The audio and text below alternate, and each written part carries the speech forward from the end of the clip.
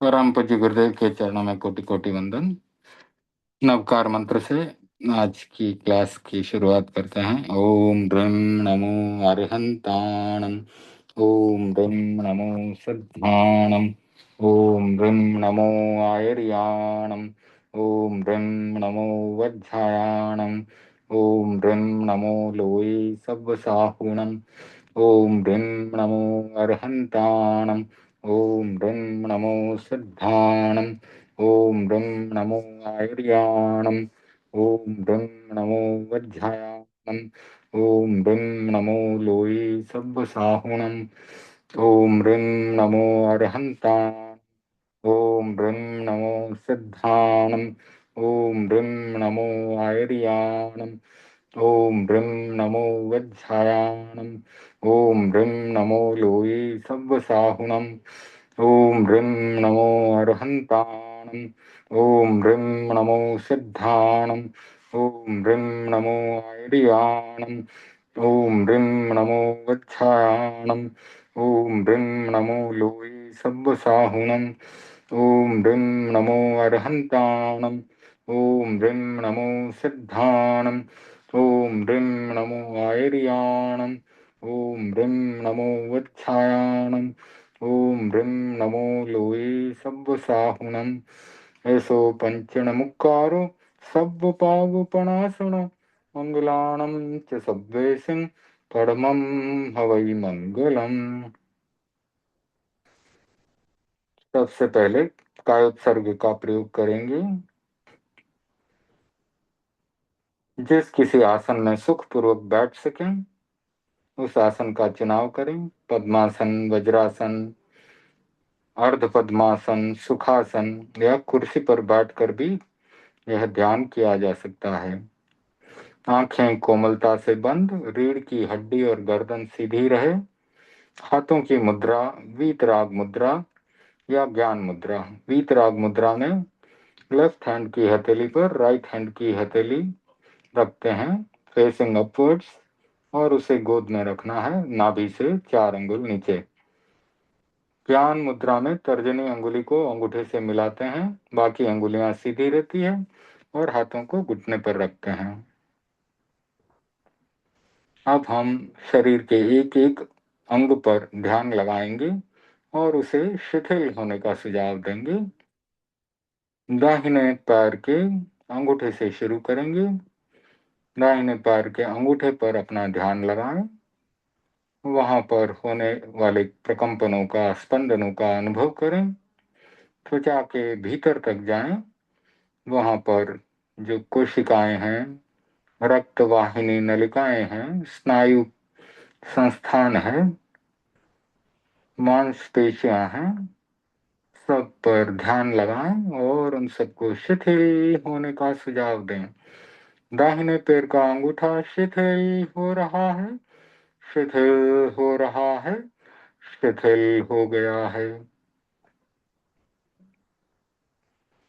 दाहिने पैर की अंगुलियां, पंजा, तलुआ, एड़ी सब शिथिल हो रहे हैं, शिथिल हो रहे हैं, शिथिल हो गए हैं।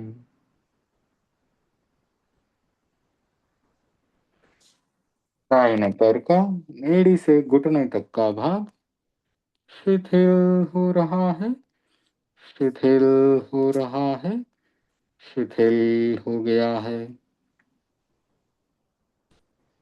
दाहिने पैर का घुटने से कमर तक का भाग शिथिल हो रहा है, शिथिल हो रहा है, शिथिल हो गया है।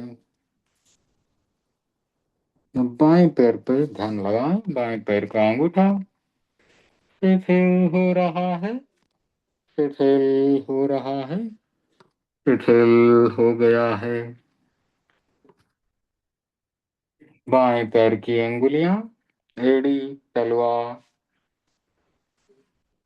सब शिथिल हो रहे हैं, शिथिल हो रहे हैं, शिथिल हो गए हैं।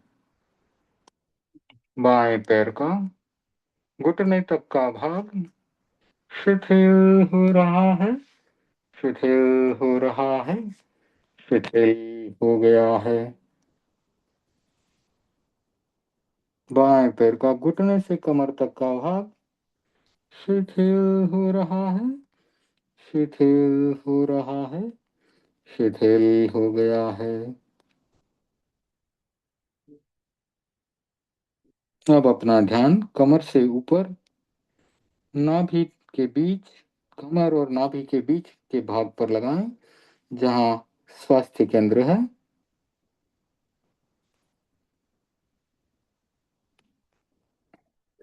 स्वास्थ्य केंद्र के भीतर जितने भी अंग हैं, छोटी आंत, बड़ी आंत, यकृत, प्लीहा,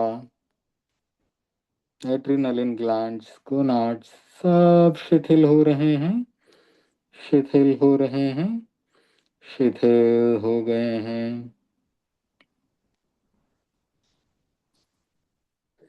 अब नाभि पर अपना ध्यान लगाएं।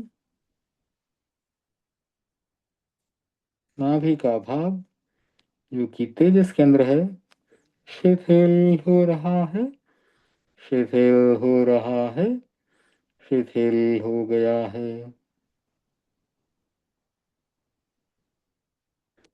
नाभि के ऊपर फेफड़े, पसलियां, हृदय जहां पर कि आनंद केंद्र है, सब कंधे तक शिथिल हो रहा है, शिथिल हो रहा है, शिथिल हो गया है। अब अपना ध्यान पीठ के भाग पर लगाएं। रीढ़ की हड्डी का अंतिम भाग जो कि शक्ति केंद्र है, शक्ति केंद्र, रीढ़ की हड्डी जिसमें से सुषुम्ना नाड़ी, ईड़ा और पिंगला नाड़ियां गुजरती हैं, पूरा स्नायु संस्थान इन सब से जुड़ा हुआ है। पूरी पीठ कंधे तक शिथिल हो रही है, शिथिल हो रही है, शिथिल हो गई है। दोनों कंधे शिथिल हो रहे हैं, शिथिल हो रहे हैं, शिथिल हो गए हैं।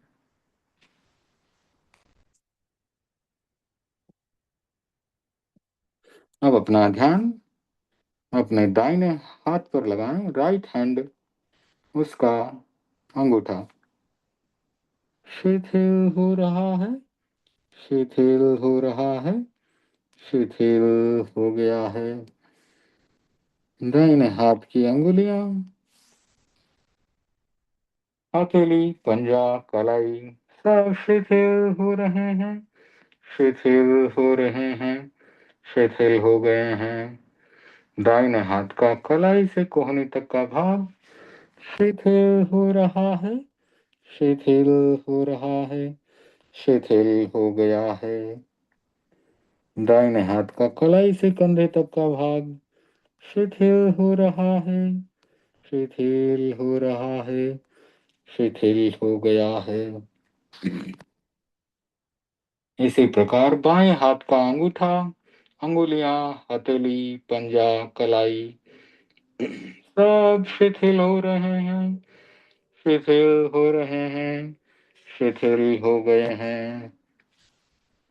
बाएं हाथ का कलाई से कोहनी तक का भाग शिथिल हो रहा है, शिथिल हो रहा है, शिथिल हो गया है। बाएं हाथ का कोहनी से कंधे तक का भाग शिथिल हो रहा है, शिथिल हो रहा है, शिथिल हो गया है।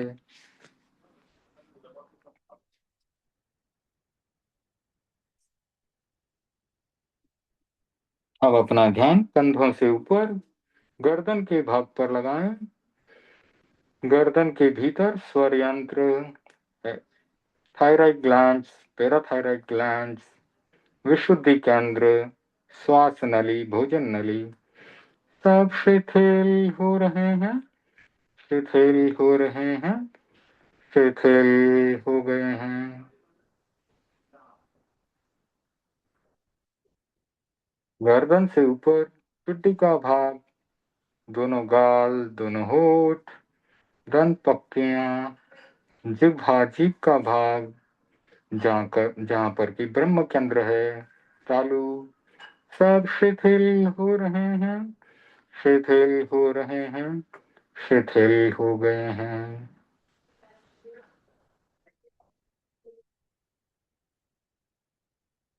मुख के ऊपर नासिका पर ध्यान लगाएं। हाँ, प्राण केंद्र है, दोनों नथुने, फिर दोनों कान जहाँ अप्रमाद केंद्र है, दोनों आंखें जहाँ चक्षुष केंद्र है, भ्रुकुटियों के बीच में दर्शन केंद्र, सब शिथिल हो रहे हैं, शिथिल हो रहे हैं, शिथिल हो गए हैं। ललाट का पूरा भाग, ललाट के बीचों बीच ज्योति केंद्र, उसके थोड़ा ऊपर शांति केंद्र, मस्तिष्क का भाग हाइपोथैलेमस, दायां मस्तिष्क बायां मस्तिष्क, चोटी का भाग ज्ञान केंद्र, सब शिथिल हो रहे हैं, शिथिल हो रहे हैं, शिथिल हो गए हैं। गहरी शिथिलता का अनुभव करें, गहरी शांति का अनुभव करें। शरीर प्रतिमा की भांति अडोल, stay like a statue।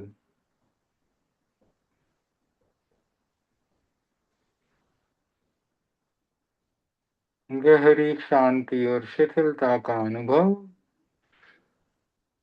शरीर की भिन्नता और आत्मा की भिन्नता का अनुभव।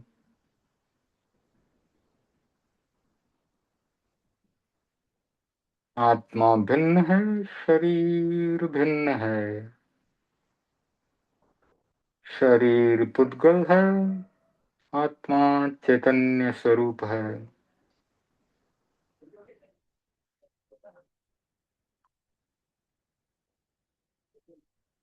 शरीर नश्वर है, आत्मा अजर अमर है।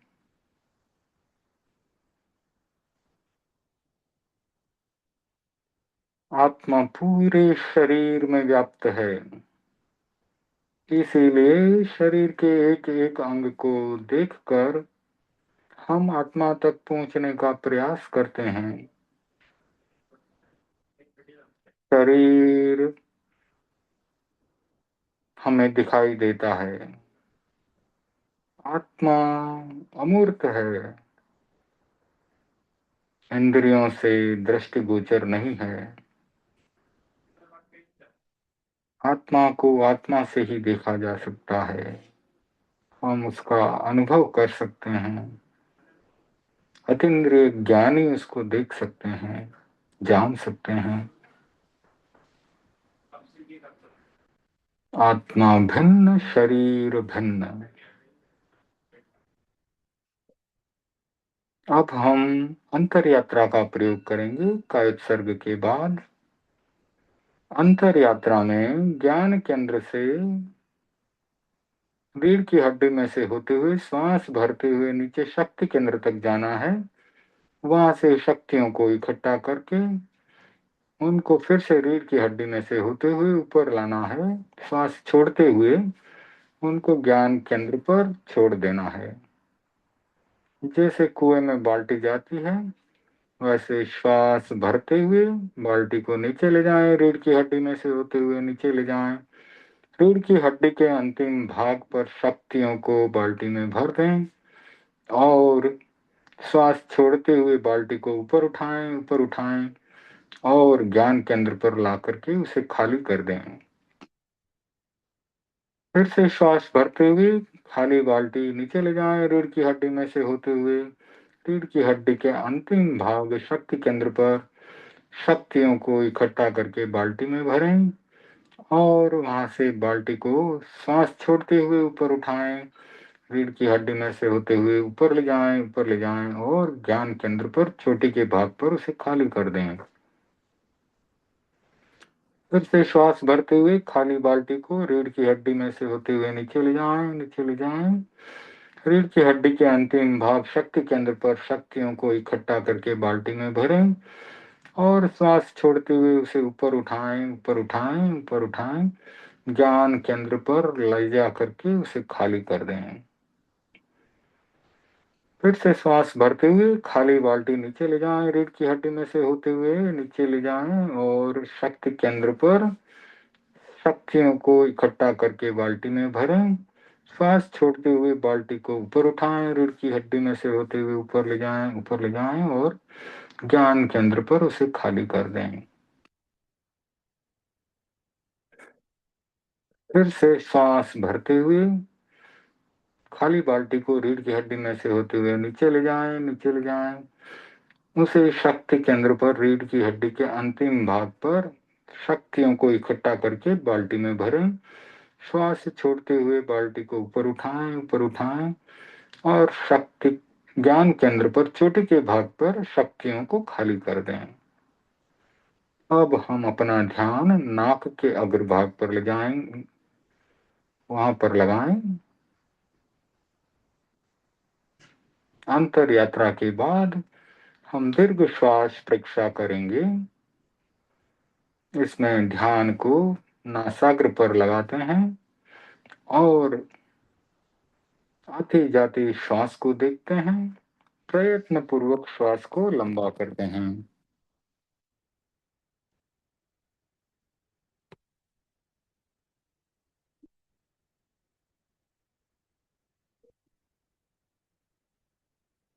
जिस प्रकार से एक चौकीदार बैंक के बाहर या दुकान के बाहर बैठा रहता है, उसी प्रकार अपने ध्यान को नाक के अग्रभाग पर स्थिर करें। चौकीदार आते जाते ग्राहक को देखता है, आप आते जाते श्वास को देखें। श्वास आ रहा है, श्वास जा रहा है, लंबा श्वास आ रहा है, लंबा श्वास जा रहा है।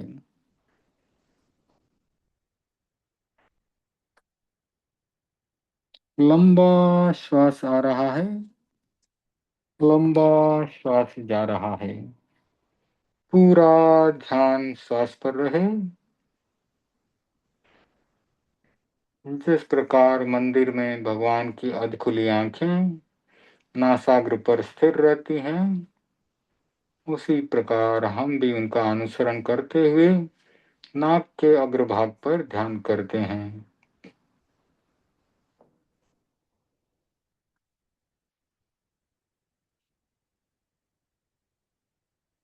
लंबा श्वास आ रहा है, लंबा श्वास जा रहा है। पूरा ध्यान श्वास पर रहे। जब जब श्वास पर ध्यान करते हैं, हमारे क्रोध मान माया लोभ शांत होते हैं, सारे आवेग शांत होते हैं।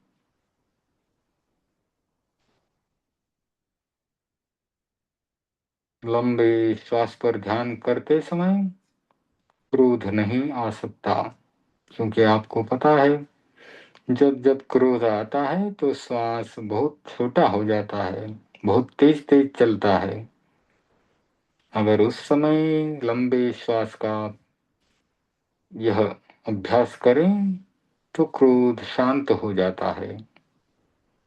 क्रोध को शांत करने का बहुत ही सुंदर उपाय है।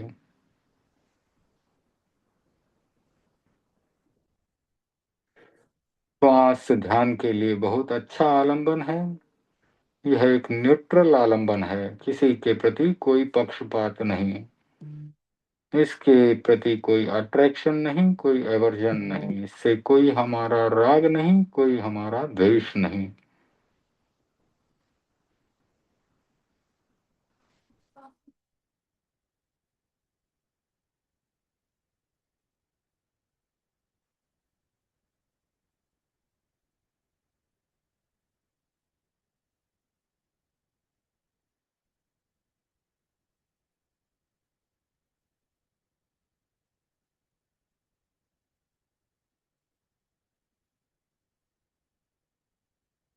पूरा ध्यान श्वास पर रहे।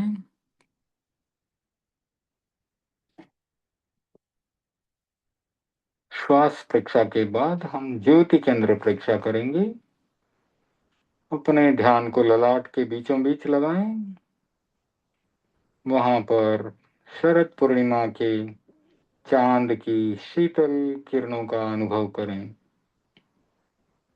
चमकीली श्वेत रंग की किरणें पूरे ललाट पर फैल रही हैं, ललाट के भीतर जा रही हैं।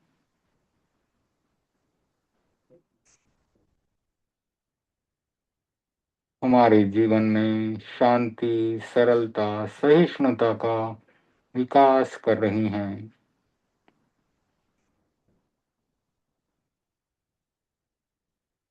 शरद पूर्णिमा की चांदनी चारों तरफ फैली हुई है। श्वेत किरणें सब तरफ फैली हुई हैं, हमारी चारों तरफ फैली हुई हैं।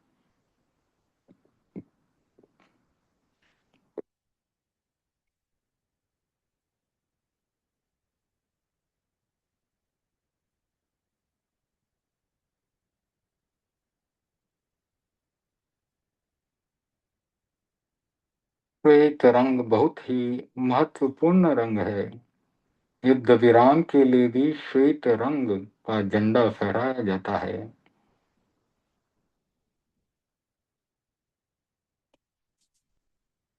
श्वेत रंग शांति का प्रतीक है, पवित्रता का प्रतीक है, सरलता और सहिष्णुता का प्रतीक है।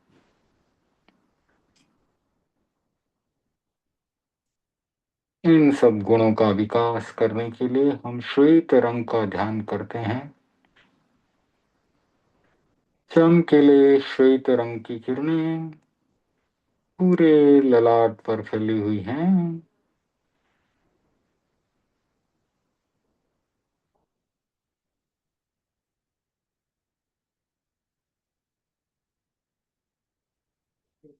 हमारे जीवन में सद्गुणों का विकास कर रहे हैं। क्रोध, मान, माया, लोभ को उपशांत कर रही हैं। समता का विकास कर रही हैं। संपिक्खये अपगमपयिणम्।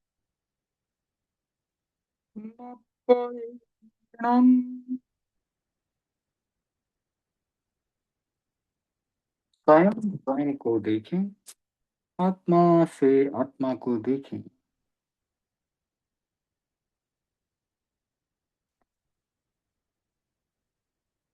संपिक्खये अपगमपयिणम्।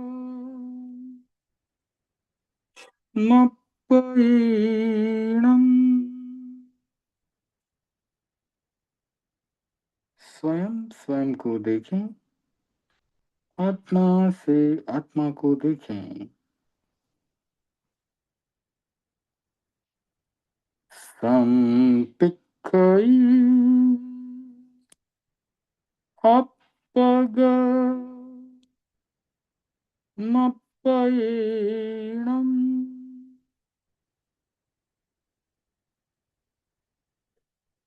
स्वयं स्वयं को देखें, आत्मा से आत्मा को देखें।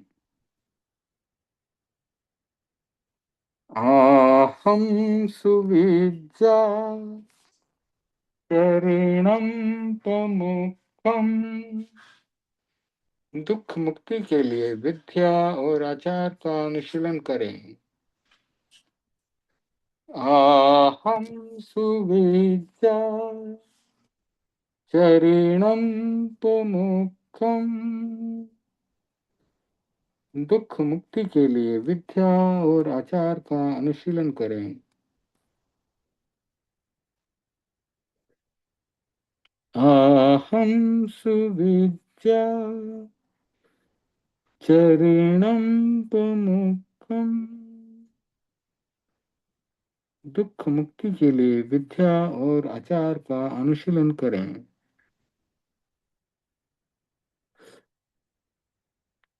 अपना सच में में से जा मेत्तिम्बुए सुकप्पे।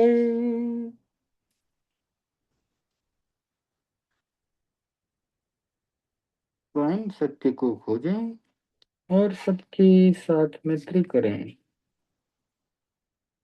अपना सच में से जा मेत्तिम्बुए सुकप्पे।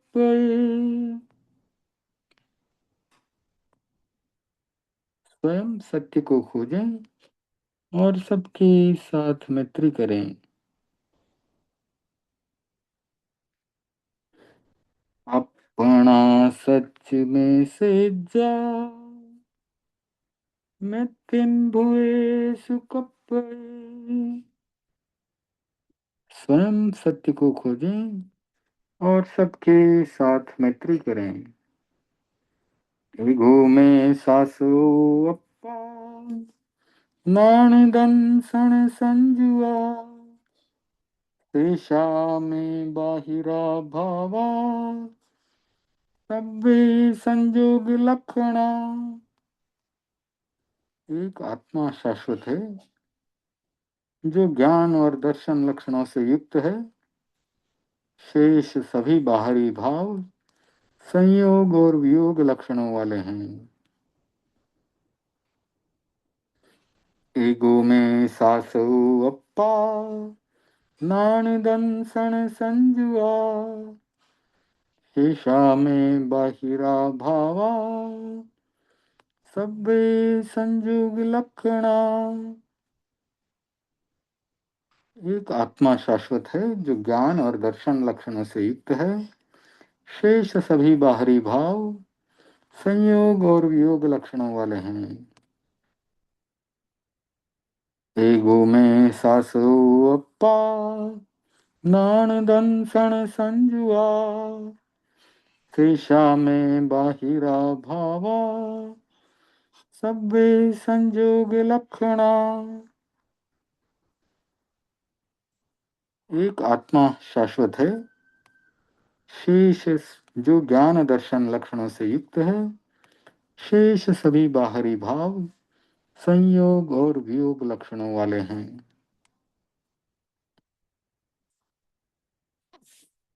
हमने कायोत्सर्ग किया, उसके बाद अंतर यात्रा की और उसके बाद श्वास प्रेक्षा, फिर ज्योति केंद्र प्रेक्षा और उसके बाद अनुप्रेक्षा की। अब अपने ध्यान को 2-3 लंबे सांस लेते हुए संपन्न कर सकते हैं। धीरे धीरे अपनी आंखों को खोल सकते हैं। अब हम स्वाध्याय करेंगे 25 बोल का। उसमें बोल नंबर 14वां 13वां बोल पूरा हो गया था, जिसमें 10 प्रकार के मिथ्यात्व के बारे में पता किया था। 14वें बोल में 9 तत्वों के 115 भेद बताए गए हैं। तो 9 तत्व कौन कौन से हैं? जीव, अजीव, आष्टव संबर, निर्जरा, पुण्य पाप, बंध और मोक्ष। तो इन 9 तत्वों के बारे में जानकारी बहुत ही जरूरी है। तत्व का अर्थ है सद वस्तु, वह वस्तु जिसका वास्तविक अस्तित्व होता है।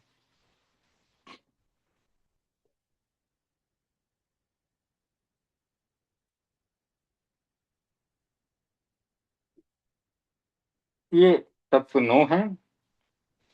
इसमें पहला है जीव, जो कि चेतनामय अविभाज्य असंख्य प्रदेशी पिंड है। दूसरा तत्व है अजीव, जो कि अचेतन तत्व है, उसमें चेतना नहीं होती। तीसरा तत्व है पुण्य, जो सुख देने वाला उदीयमान शुभ कर्म पुद्गल का समूह है। चौथा है पाप, जो दुख देने वाला उदीयमान अशुभ कर्म पुद्गल समूह है। पांचवा है आश्रव, जो कर्म ग्रहण करने वाली आत्मा की अवस्था है। छठा है संवर, जो कर्म निरोध करने वाली आत्मा की अवस्था है। सातवीं है निर्जरा, जो कर्म तोड़ने वाली आत्मा की अवस्था है। आठवां है बंध, आत्मा के साथ दूध पानी की तरह एकीभूत होने वाला कर्म पुद्गल समूह। जो कर्म पुद्गलों का समूह है वो आत्मा के साथ दूध में जैसे पानी मिलता है वैसे मिल जाता है, वह बंध है। मोक्ष है कर्मों का अत्यंत वियोग और आत्मस्वरूप का प्रकटीकरण, आत्मा के शुद्ध स्वरूप का प्रकटीकरण। जब आत्मा कर्मों से एकदम मुक्त हो जाती है, सभी कर्मों की जब निर्जरा हो जाती है, तब ऐसी आत्मा, शुद्ध आत्मा, मोक्ष चली जाती है। तो जीव क्या है? इंद्रियों के आधार पर जीव के 5 प्रकार होते हैं। एकेंद्रिय, द्विंद्रिय, त्रिंद्रिय, चतुरेंद्रिय और पंचेंद्रिय।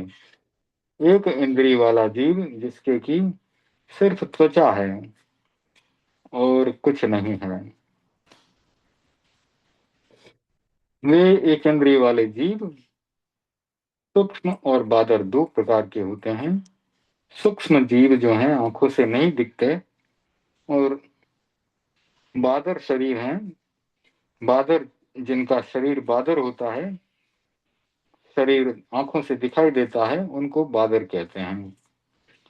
सूक्ष्म जीवों के शरीर हमारी आंखों से दिखाई नहीं देते हैं। एकेंद्रीय के सिवाय और कोई जीव सूक्ष्म नहीं होते। सूक्ष्म से हमारा अर्थ उन जीवों से है जो समूचे लोक में फैले हुए हैं, और वे इतने सूक्ष्म हैं कि किसी तरह के स्थूल प्रहार से मारे नहीं जा सकते। अतएव उनके द्वारा कोई भी मनुष्य कायिक हिंसा नहीं कर पाता। तो वे इतने छोटे हैं कि हम कोई भी क्रिया करें तो उससे उनके मरने की कोई संभावना नहीं रहती। तो ऐसे जीवों का हम संकल्प पूर्वक वध करने का त्याग कर सकते हैं, क्योंकि शरीर से तो उनकी हिंसा होती ही नहीं है। तो मन और वाणी, यानी मन और वचन, इन पर हम कंट्रोल रखें तो हम उनकी हिंसा से बच सकते हैं, और उनका हम उन जीवों की हिंसा का हम त्याग भी कर सकते हैं, क्योंकि कभी भी उन जीवों की हिंसा करने का काम नहीं पड़ेगा। जो बादर बादर एक इंद्रिय हैं, वे भी एक जीव का एक शरीर हमारी दृष्टि का विषय नहीं होता। हम जो देखते हैं वो असंख्य जीवों के असंख्य शरीरों का एक पिंड होता है। जैसे पृथ्वी काय है, तो उसका एक शरीर तो बहुत ही छोटा है। तो असंख्य जीव जब इकट्ठे होते हैं तब उनके शरीर दिखाई देते हैं।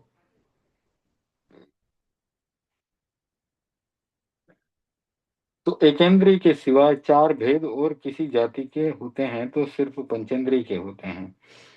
तो एकेंद्रीय जीव के सूक्ष्म और बादर, ये 2 भेद होते हैं। फिर सूक्ष्म में भी अपर्याप्त और पर्याप्त, और बादर में भी अपर्याप्त और पर्याप्त, ऐसे भेद होते हैं। तो एकेंद्रीय के इस प्रकार से 4 भेद हो जाते हैं। पंचेंद्रिय में 2 भेद होते हैं, संगी पंचेंद्रिय और असंगी पंचेंद्रिय। संगी पंचेंद्रिय जिसके मन होता है, असंगी पंचेंद्रिय जिसके मन नहीं होता है।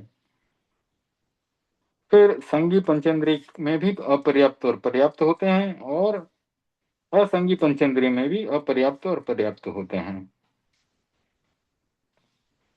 तो चतुरेंद्रिय तक के जीवों के मन नहीं होता, इसलिए मन के आधार पर उनके विभाग नहीं किए जाते। पंचेंद्रिय जीव जो सम्मूर्छन जन्म से उत्पन्न होते हैं उनके मन नहीं होता, शेष पंचेंद्रिय जीवों के मन होता है। तो जीवों के जो 14 भेद हैं वे इस प्रकार से हैं। सूक्ष्म एकेंद्रिय के दो भेद हैं, अपर्याप्त और पर्याप्त। बादर एकेंद्रीय के भी दो भेद हैं, अपर्याप्त और पर्याप्त। द्विंद्रिय के भी दो भेद हैं, अपर्याप्त और पर्याप्त। त्रिंद्रिय के दो भेद, अपर्याप्त और पर्याप्त। चतुरेंद्रिय के दो भेद, अपर्याप्त और पर्याप्त। असंगी पंचेंद्रिय के दो भेद, अपर्याप्त और पर्याप्त। और संगी पंचेंद्रिय के दो भेद, अपर्याप्त और पर्याप्त। इस प्रकार से कुल 14 भेद जीवों के हो जाते हैं। तो ये 14 भेद शरीर धारण करने वाले प्राणियों के हैं। जीव परिमाण में अनंत हैं, यानी कुल जीवों की संख्या अनंत है। प्रदेश परमाणु प्रदेश परिमाण और चेतना लक्षण से ये जीव समान हैं, फिर भी उनके कर्म अलग अलग होने से उनके अनेक भेद हो जाते हैं। अलग अलग कर्मों के कारण कोई एकेंद्रिय में है, तो कोई द्विंद्रिय में है, तो कोई त्रिंद्रिय में है। तो इस प्रकार से उनके अलग अलग भेद होते हैं। कोई जीव सूक्ष्म शरीर वाला होता है, तो कोई स्थूल शरीर वाला होता है।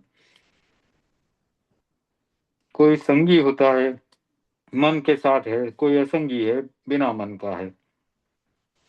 तो इनमें कर्म जनित भिन्न भिन्न अवस्थाओं के कारण एक ही स्वरूप वाले जीव अनेक स्वरूप वाले दिखाई देते हैं या प्रतीत होते हैं।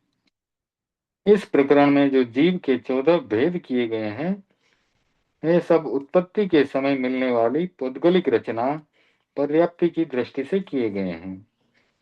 पौद्गलिक रचना की योग्यता सब जीवों में समान रूप से नहीं होती। एक इंद्रिय वाले जीव आहार, शरीर, इंद्रिय और श्वासोच्छ्वास, इन 4 पर्याप्तियों के अधिकारी होते हैं। जब तक ये पर्याप्तियां पूर्ण नहीं होती, तब तक उन्हें अपर्याप्त कहा जाता है। इंद्रिय से लेकर असंगी पंचेंद्रिय तक के जीव मना पर्याप्ति को छोड़कर शेष 5 पर्याप्तियों के अधिकारी होते हैं। संगी पंचेंद्रिय जीव 6 पर्याप्तियों के अधिकारी होते हैं। जिस जाति के जीव में जितनी पर्याप्तियां हो सकती हैं, उतनी पूर्ण किए बिना ही अगर जीव मर जाता है, या जब तक उन सब पर्याप्तियों को पूर्ण नहीं कर पाता है, तब तक उसे अपर्याप्त कहते हैं। और जो जीव अपने योग्य पर्याप्तियों को प्राप्त कर लेते हैं, वे जीव पर्याप्त कहलाते हैं। पहली 3 पर्याप्तियों को पूर्ण किए बिना कोई भी जीव मर नहीं सकता, यानी आहार पर्याप्ति, शरीर पर्याप्ति और इंद्रिय पर्याप्ति। ये तो सभी जीवों के पूर्ण होती ही होती है। उनकी पूर्ति के बाद भी एकेंद्रिय वाले जीव श्वासोच्छ्वास पर्याप्ति को जब तक पूर्ण नहीं कर लेते, तब तक वे अपर्याप्त कहलाते हैं। और जो पूर्ण कर लेते हैं, वे पर्याप्त कहलाते हैं। द्विंद्रिय से लेकर असंगी पंचेंद्रिय तक के जीव भाषा पर्याप्ति को जब तक पूर्ण नहीं करते, तब तक वे अपर्याप्त कहलाते हैं।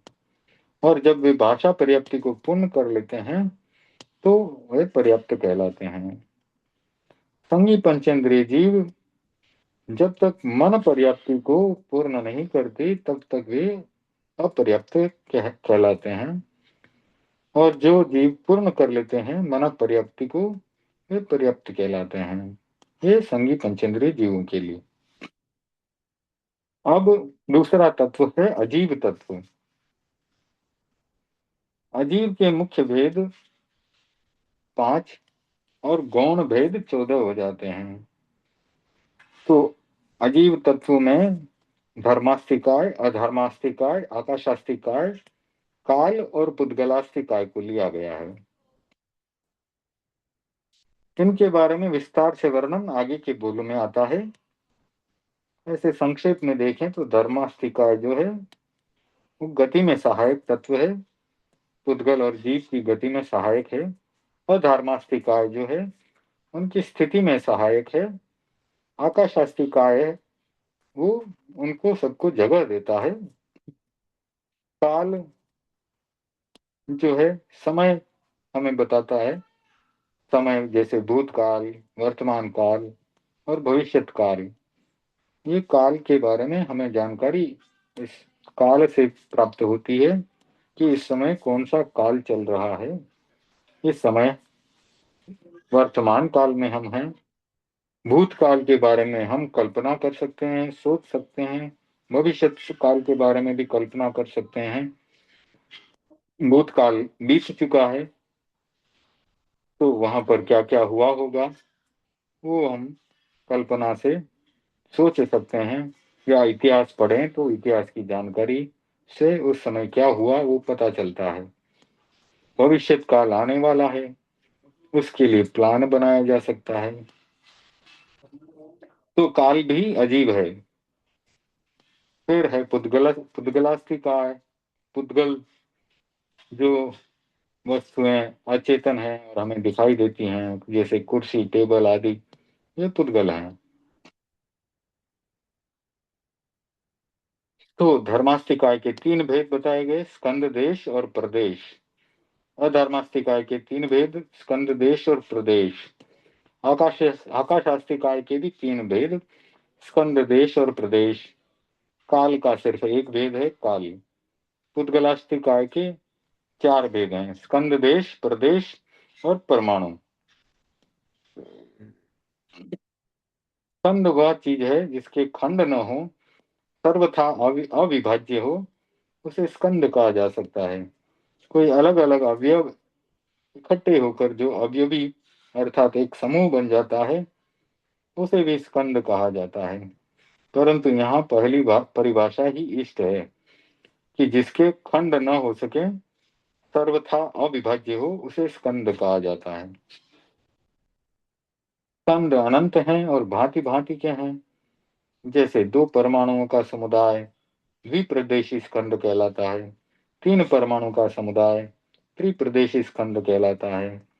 एवं असंख्य अनंत अनंतानंत परमाणुओं का समुदाय क्रमशः असंख्य प्रदेशी, अनंत प्रदेशी और अनंतानंत प्रदेशी स्कंद कहलाता है। स्कंद के दो प्रकार होते हैं, स्वाभाविक स्कंद, धर्मास्तिकाय, अधर्मास्तिकाय, आकाशास्तिकाय और जीवास्तिकाय। इनके स्कंद स्वाभाविक हैं, इनका विभाग कदापि हो नहीं सकता। वैभाविक स्कंद, पुद्गलों के स्कंद जो होते हैं वे वैभाविक हैं। वे समुदित होते हैं और बिखर जाते हैं, यानी बनते हैं और मिट जाते हैं। देश, स्कंद का बुद्धि कल्पित अंश देश कहलाता है। प्रदेश, स्कंद का सबसे छोटा अंश जो है वो प्रदेश कहलाता है। परमाणु, एक वर्ण, एक गंध, एक रस और दो स्पर्श, शीत और उष्ण में से एक, या स्निग्ध और रुक्ष में से एक। तो परमाणु एक वर्ण, एक गंध, एक रस और दो स्पर्श वाला होता है। प्रदेश व परमाणु एक ही है, परंतु जब तक वह स्कंद में जुड़ा रहता है तब तक उसे प्रदेश कहा जाता है। स्कंद से अलग हो जाता है तो उसे परमाणु कहते हैं। अब धर्मास्तिकाय, जीव और पुद्गल की गति में जो सहायक है, हलन चलन आदि में उदासीन सहायक है। यानी धर्मास्तिकाय को कोई इंटरेस्ट नहीं है कि जीव गति करे या पुद्गल गति करे। वो एकदम न्यूट्रल है, किसी के साथ कोई पक्षपात नहीं करता। किसी की रेस हो रही है तो किसी एक का पक्ष करके उसको जिताने वाला नहीं है। वह उदासीन सहायक है, सबकी सहायता उदासीन भाव से करता है, गति में सहायता करता है, उसे धर्मास्तिकाय कहते हैं। जैसे मछली की गति में पानी सहायक है, अगर पानी नहीं है तो मछली गति नहीं कर सकती। तो उसी प्रकार से ये धर्मास्तिकाय भी गति में सहायक होता है। फिर अधर्मास्तिकाय, यह जीव और पुद्गलों के स्थिर रहने में उदासीन सहायक होता है और इसे अधर्मास्तिकाय कहते हैं। आकाशास्तिकाय, जिसमें जीव और पुद्गल आदि द्रव्यों के रहने के लिए स्थान मिलता है, जगह मिलती है, आश्रय मिलता है, वह आकाशास्तिकाय है। काल क्या है? काल एक काल्पनिक द्रव्य है, सूर्य चंद्रमा की गतिविधि के आधार पर इसकी कल्पना की गई। सूर्य चंद्रमा जो गति करते हैं सौर मंडल में, उसके आधार पर इसकी कल्पना की गई है। इसके स्कंद, देश और प्रदेश ऐसे विभाग नहीं होते। काल का सबसे छोटा विभाग है वो एक समय है। जो समय उत्पन्न होता है वह चला जाता है, और जो उत्पन्न होने वाला है वह अनुत्पन्न है, अर्थात उत्पन्न नहीं हुआ। और जो वर्तमान है वह एक है। स्कंद समुदाय से होता है, इसलिए काल का स्कंद नहीं होता। स्कंद के बिना देश भी नहीं होता। काल का आया हुआ समय चला जाता है, नष्ट हो जाता है, अतः काल के प्रदेश भी नहीं होते। इसलिए काल का भेद केवल काल ही है। तो उसका समय जो अभी वर्तमान समय है वो चला जाता है, और भविष्य काल का समय आता रहता है। तो आया और चला गया, आया और चला गया। अब उसका हमने अच्छा उपयोग कर लिया तो हमारे लिए गुणकारी हो सकता है, संबर और निर्जरा में उपयोगी हो सकता है। लेकिन अगर हम कोई भी शुभ कार्य नहीं कर रहे हैं, अशुभ कार्य कर रहे हैं, तो हमारी आत्मा के लिए वो अशुभ कर्म के बंधन का हेतु भी बन सकता है। तो जो जीव संबर और निर्जरा में लगे हुए हैं उनका समय सफल बन रहा है। फिर है पुद्गलास्तिकाय, जिसमें वर्ण, गंध, रस और स्पर्श हो, उसे पुद्गलास्तिकाय कहा जाता है। तो जितनी भी वस्तुएं, अजीब वस्तुएं हम देखते हैं वे सभी पुद्गल हैं। अब हम पुण्य की चर्चा करते हैं। पुण्य क्या है? शुभ कर्म का उदय है। पहले बंधे हुए शुभ कर्म का जब उदय होता है तो वे शुभ फल देते हैं और जीव को सुख की अनुभूति करवाते हैं। वे पुण्य कहलाते हैं। पुण्य के 9 प्रकार बताए गए हैं। अन्न, पान, लयन, शयन, वस्त्र, मन, वचन, काय और नमस्कार। तो ये भेद वास्तव में पुण्य तत्व के नहीं बल्कि पुण्य के कारणों के हैं। इनके कारण से पुण्य का बंध होता है। ये कारण भी उपादान नहीं है, निमित्त कारण है। तो किस प्रकार से निमित्त है? प्रत्येक कार्य में उपादान, निमित्त और कहीं कहीं निर्वर्तक, इन 3 कारणों की आवश्यकता होती है। जैसे कुंभकार जो है, कुम्हार जो है, घड़ा बनाता है, तो उसके अंदर उपादान कारक तो है मिट्टी। अगर मिट्टी नहीं है तो कुम्हार घड़ा नहीं बना सकता। तो उपादान कारण है मिट्टी। उसमें निमित्त क्या है? जिस चाक के ऊपर वह कुम्हार उसको ठोक ठोक करके घड़ा बनाता है, तो वह चाक आदि जो मुख्य सामग्री है वह है निमित्त कारण। और फिर निर्वर्तक कारण यानी बनाने वाला वो है कुम्हार। तो इस प्रकार से उपादान कारक, निमित्त कारक, उपादान कारण, निमित्त कारण और निर्वर्तक कारण, ये 3 कारण यहाँ पर काम करते हैं, तब घड़ा बनता है। इसी प्रकार पुण्य का उपादान कारण है पुण्य के रूप में परिणत होने वाला पुद्गल समूह। तो पुण्य किससे बनता है? जो कर्म प्रयोग्य पुद्गल है, वे कर्म प्रयोग्य पुद्गल आत्मा से जुड़ते हैं और उनसे पुण्य कर्म बनता है। निमित्त कारण है अन्न, पान आदि पदार्थ, और निर्वर्तक कारण है शुभ योग की प्रवृत्ति और शुभ नाम कर्म का साथ में उदय होना। तो अन्न पुण्य का निमित्त कारण है, पानी जो है पुण्य का निमित्त कारण है। वैसे ही स्थान, जो हमने लयन कहा ना, लयन का मतलब है स्थान, शैया यानी जो सोने की सोने के लिए जो भी चीज उपयोग में ली जाती है, पाट बाजोट वस्त्र आदि, ये सब पुण्य के निमित्त कारण हैं।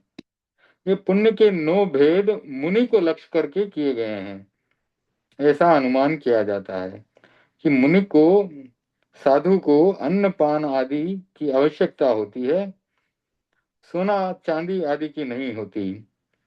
अतः आवश्यकता अनुसार मुनि को अन्न या पानी, शुद्ध पानी यानी अचित्त पानी, अन्न भी जो अचित्त है आदि का दान देना, दान देने के संबंध में मन वचन तथा काया की प्रवृत्ति का शुद्ध रखना और साधु को नमस्कार करना, ये सब श्रावक जीवन का अंग है और पुण्य बंध का कारण है। तो पुण्य की उत्पत्ति धार्मिक क्रिया के बिना हो नहीं सकती, इसलिए उसे धर्म के बिना नहीं हो सकने वाला धर्मा विना भावी पुण्यम कहा गया है। यानी धर्म की प्रवृत्ति होनी चाहिए तभी पुण्य का बंध होता है।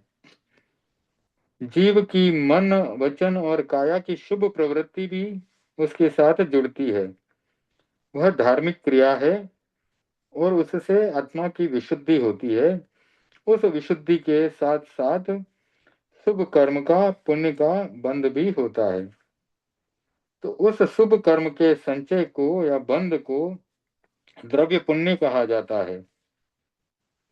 और पूर्व में संचित शुभ कर्म जब उदय में आते हैं, शुभ फल देते हैं, तब उनको पुण्य कहा जाता है। तो पुण्य कर्म बंधता है, उसी समय उदय में नहीं आ जाता, उसका कुछ काल रहता है, उसके बाद वो उदय में आता है। उसे अबाधा काल भी कहा जाता है। तो कर्मों के बंध के बाद वे कुछ समय सत्ता में रहते हैं, फिर जब उदय में आते हैं, अबाधा काल जब पूर्ण हो जाता है तो उदय में आते हैं और उसके बाद वे शुभ अशुभ फल देते हैं। तो अशुभ फल देने वाले कर्म पाप कहलाते हैं, शुभ फल देने वाले कर्म जो है पुण्य कहलाते हैं। साधारणतया उपचार से क्रिया को अर्थात शुभ योग की प्रवृत्ति को भी पुण्य कह देते हैं, किंतु वास्तव में क्रिया जो है वो पुण्य का कारण है, पुण्य नहीं है। पुण्य तो क्रिया जनित फल है, फल भी मुख्य नहीं किंतु प्रासंगिक है। मुख्य फल तो निर्जरा आत्मा की उज्ज्वलता है। खेती का मुख्य फल है धान उगाना, उसके साथ जो घास फूस उगती है वो नहीं, चारा है वो नहीं। तो शुभ योग की प्रवृत्ति आत्मा की उज्ज्वलता के लिए करनी चाहिए, पुण्य बंध के लिए नहीं करनी चाहिए। अब यहाँ प्रश्न आता है, एक ही शुभ योग की प्रवृत्ति से निर्जरा और शुभ कर्म के बंध या शुभ कर्म का संचय, ये दोनों काम कैसे होंगे? तो एक मुख्य फल के साथ आनुषंगिक फल अनेक होते हैं। उदाहरण के लिए, जब व्यक्ति धान की खेती करता है तो धान तो उगता ही है, उसके साथ साथ चारा आदि अन्य चीजों की भी प्राप्ति होती है। तो मुनि को जो शुद्ध दान देने की प्रवृत्ति है, अन्न पान आदि, वह शुभ काय योग है, वह पुण्य का कारण है। तो भी कारण का कार्य में उपचार करके उस अन्न देने की क्रिया को ही पुण्य कह दिया गया है। धर्म और पुण्य में क्या अंतर है? तो साधारण भाषा में धर्म और पुण्य इन दोनों शब्दों का अर्थ एक कर दिया जाता है, किंतु तत्व की दृष्टि से देखा जाए तो धर्म और पुण्य में आकाश पाताल का अंतर है। मिथ्यात्व, अपव्रत, प्रमाद, कषाय और योग आश्रव का निरोध करना संवर धर्म है, और मन वचन और काया की शुभ प्रवृत्ति करना निर्जरा धर्म है।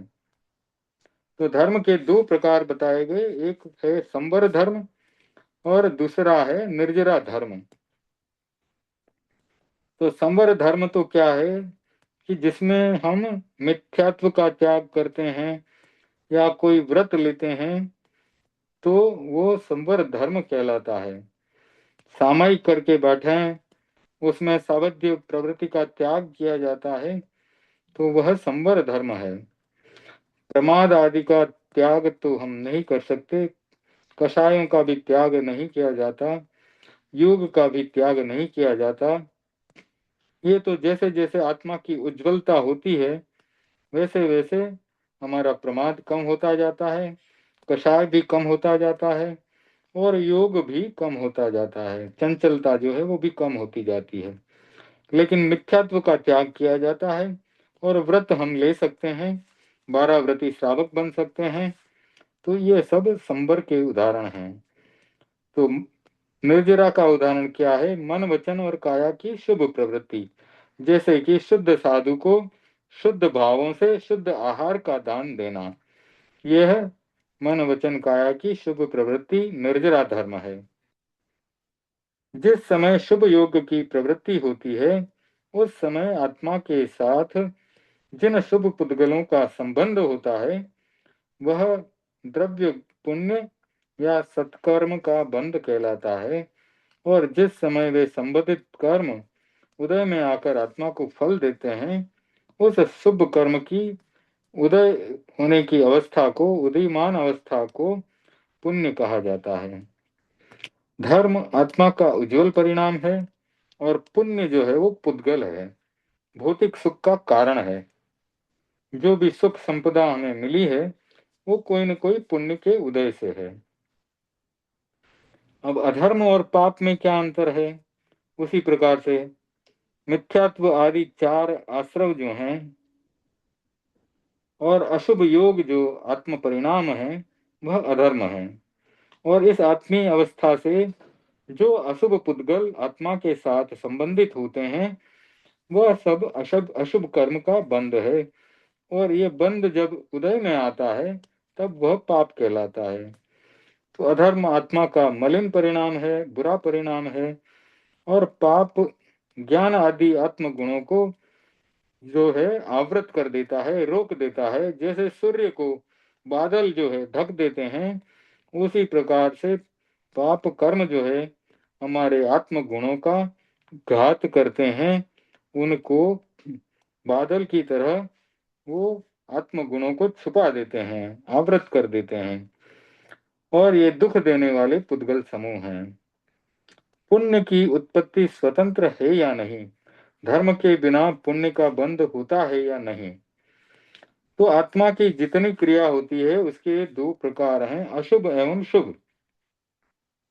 अशुभ क्रिया से पाप का बंध होता है और शुभ क्रिया से 2 कार्य होते हैं, एक मुख्य है और दूसरा गौण। तो शुभ क्रिया से, शुभ योग की प्रवृत्ति से मुख्यतया कर्म निर्जरा होती है और उसका प्रासंगिक फल एक और भी है, वो है पुण्य का बंध होता है।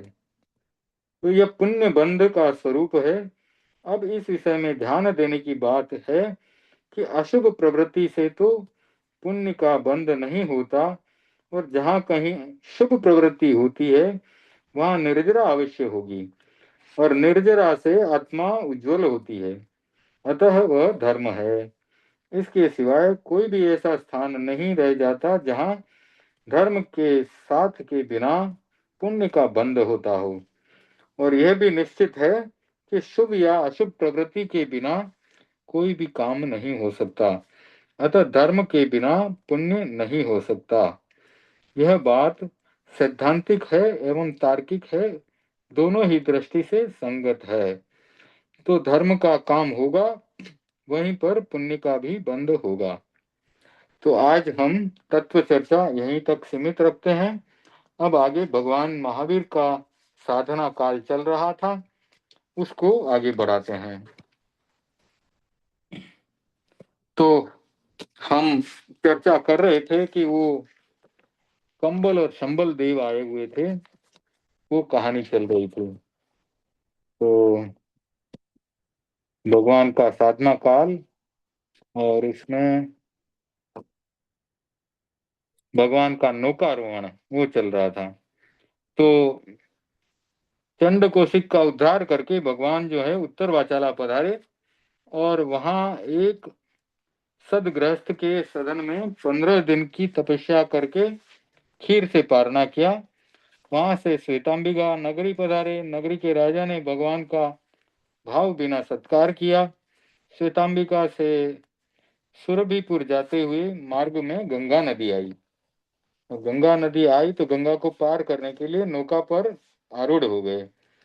गंगा के बीच में पहुंचने पर जो सुदृष्ट देव था उसने एक भयंकर तूफान खड़ा कर नौका को पलटी करने की कोशिश की, पर भक्त देव थे नागकुमार कंबल और संबल, उन दोनों के प्रयत्न से वह सुदंष्ट नाम का देव जो है नाव को उलटने में सफल नहीं हो सका।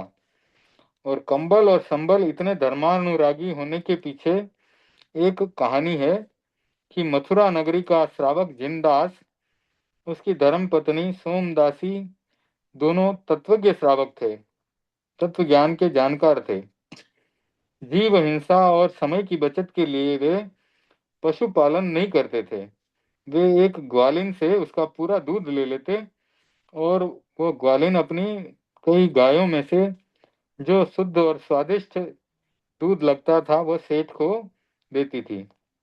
सेठ सेठानी ग्वालिन के आपसी संबंध आत्मीय व दृढ़ बन गए और कुछ समय के बाद कालांतर में उस अहीरी या ग्वालिन ने अपने लड़के की शादी में दोनों को बुलाया। दोनों शादी में तो नहीं गए पर बहुमूल्य उपहार भेज दिए और शादी के बाद आभार ज्ञापन के रूप में अहीरी ने अपने शिक्षित दो युवा बेलों को विशेष आग्रह के साथ सेठ को दे दिया। उन दोनों का नाम रखा था कंबल और संबल। अब सेठ दोनों को चारा और रोटियां खिलाता, हरी घास भी त्रस जीव से रहित करके खिलाता। कुछ ही समय में दोनों बैलों का सेठ के साथ गहरा संबंध हो गया। अब सेठ स्वाध्याय करता तो ये दोनों बैल जो थे वो बड़े ध्यान से सुनते। सेठ सेठानी उपवास करते तो ये दोनों बैल भी उपवास कर लेते। एक तरह से दोनों बैल सुलभ बोधि बन गए और द्रव्य श्रावक बन गए। एक बार मथुरा में कोई रमण यात्रा का आयोजन हुआ, बड़ी रमण यात्रा। इसमें बैलों की दौड़ होती थी तो काफी लोग इकट्ठे होते थे। जिनदास का मित्र उसको बिना पूछे दोनों बैलों को खोल करके और उस यात्रा में ले गया। दिन भर उसने बैलों को खूब दौड़ाया।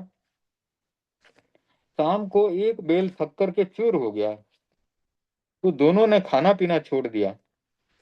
सेठ जिनदास ने उन दोनों का अंतकाल समझ करके और उनको अनशन करा दिया, यानी संथारा करा दिया और उनको नवकार मंत्र सुनाने लगा। तो उस समय वे दोनों मर करके नाग कुमार बने। नाग कुमार देव कंबल और संबल बने। और कहा जाता है कि भगवान महावीर के जीव त्रिप्रस्थ वासुदेव के हाथ से जिस सिंह की मौत हुई थी उसी सिंह का जीव भवों में भटकते भटकते ये सुदंष्ट्र नाग नाम का देव बना। तो देखिए कौन कौन से भवों का कहाँ कहाँ पर संबंध चलता है। तो वो सिंह का जीव जो है द्वेष में आकर के भगवान को देखते ही उसको द्वेष आ गया, क्योंकि त्रिप्रस्थ के भव में भगवान के जीव ने उस सिंह को मारा था। इस कारण उस देव के मन में भगवान को देखते ही द्वेष आया। लेकिन नागदेव कंबल व संबल को ये पता चल गया कि हमारी जाति का देव इस तरह से नाव को पलटाने का प्रयास कर रहा है, तो वे तत्काल वहां पहुंचे और कंबल ने नौका को थामा और संबल ने सुदंष्ट्र से युद्ध किया। दोनों बल व पराक्रम में समान थे, पर सुदंष्ट्र का आयुष्य कम था, स्वल्प था, और संबल का आयुष्य अधिक था। तो वह अधुनोत्पन्न यानी अभी उत्पन्न हो उतना उसका बल था। तो देवों में भी जब आयुष्य समाप्त होने वाला है तो बल कम होने लगता है, और जो अभी उत्पन्न देव है उसमें बल जो होता है वो ज्यादा होता है। तो संबल से सुदंष्ट्र पराजित होकर भाग गया और यह उपसर्ग शांत हो गया। अब आगे नौका से उतरकर भगवान जो है गंगा के किनारे थुनाक सन्निवेश में पधारे और वहां ध्यान मुद्रा में अवस्थित हो गए। अब वहां गांव में एक पुष्य नाम का निमित्तज्ञ था। पहले हमने उत्पल नाम के निमित्तज्ञ के बारे में पढ़ा, और आज ये दूसरा निमित्तज्ञ पुष्य नाम का निमित्तज्ञ जो है वो उस गांव में थुन्नाक सन्निवेश के पास में रहता होगा।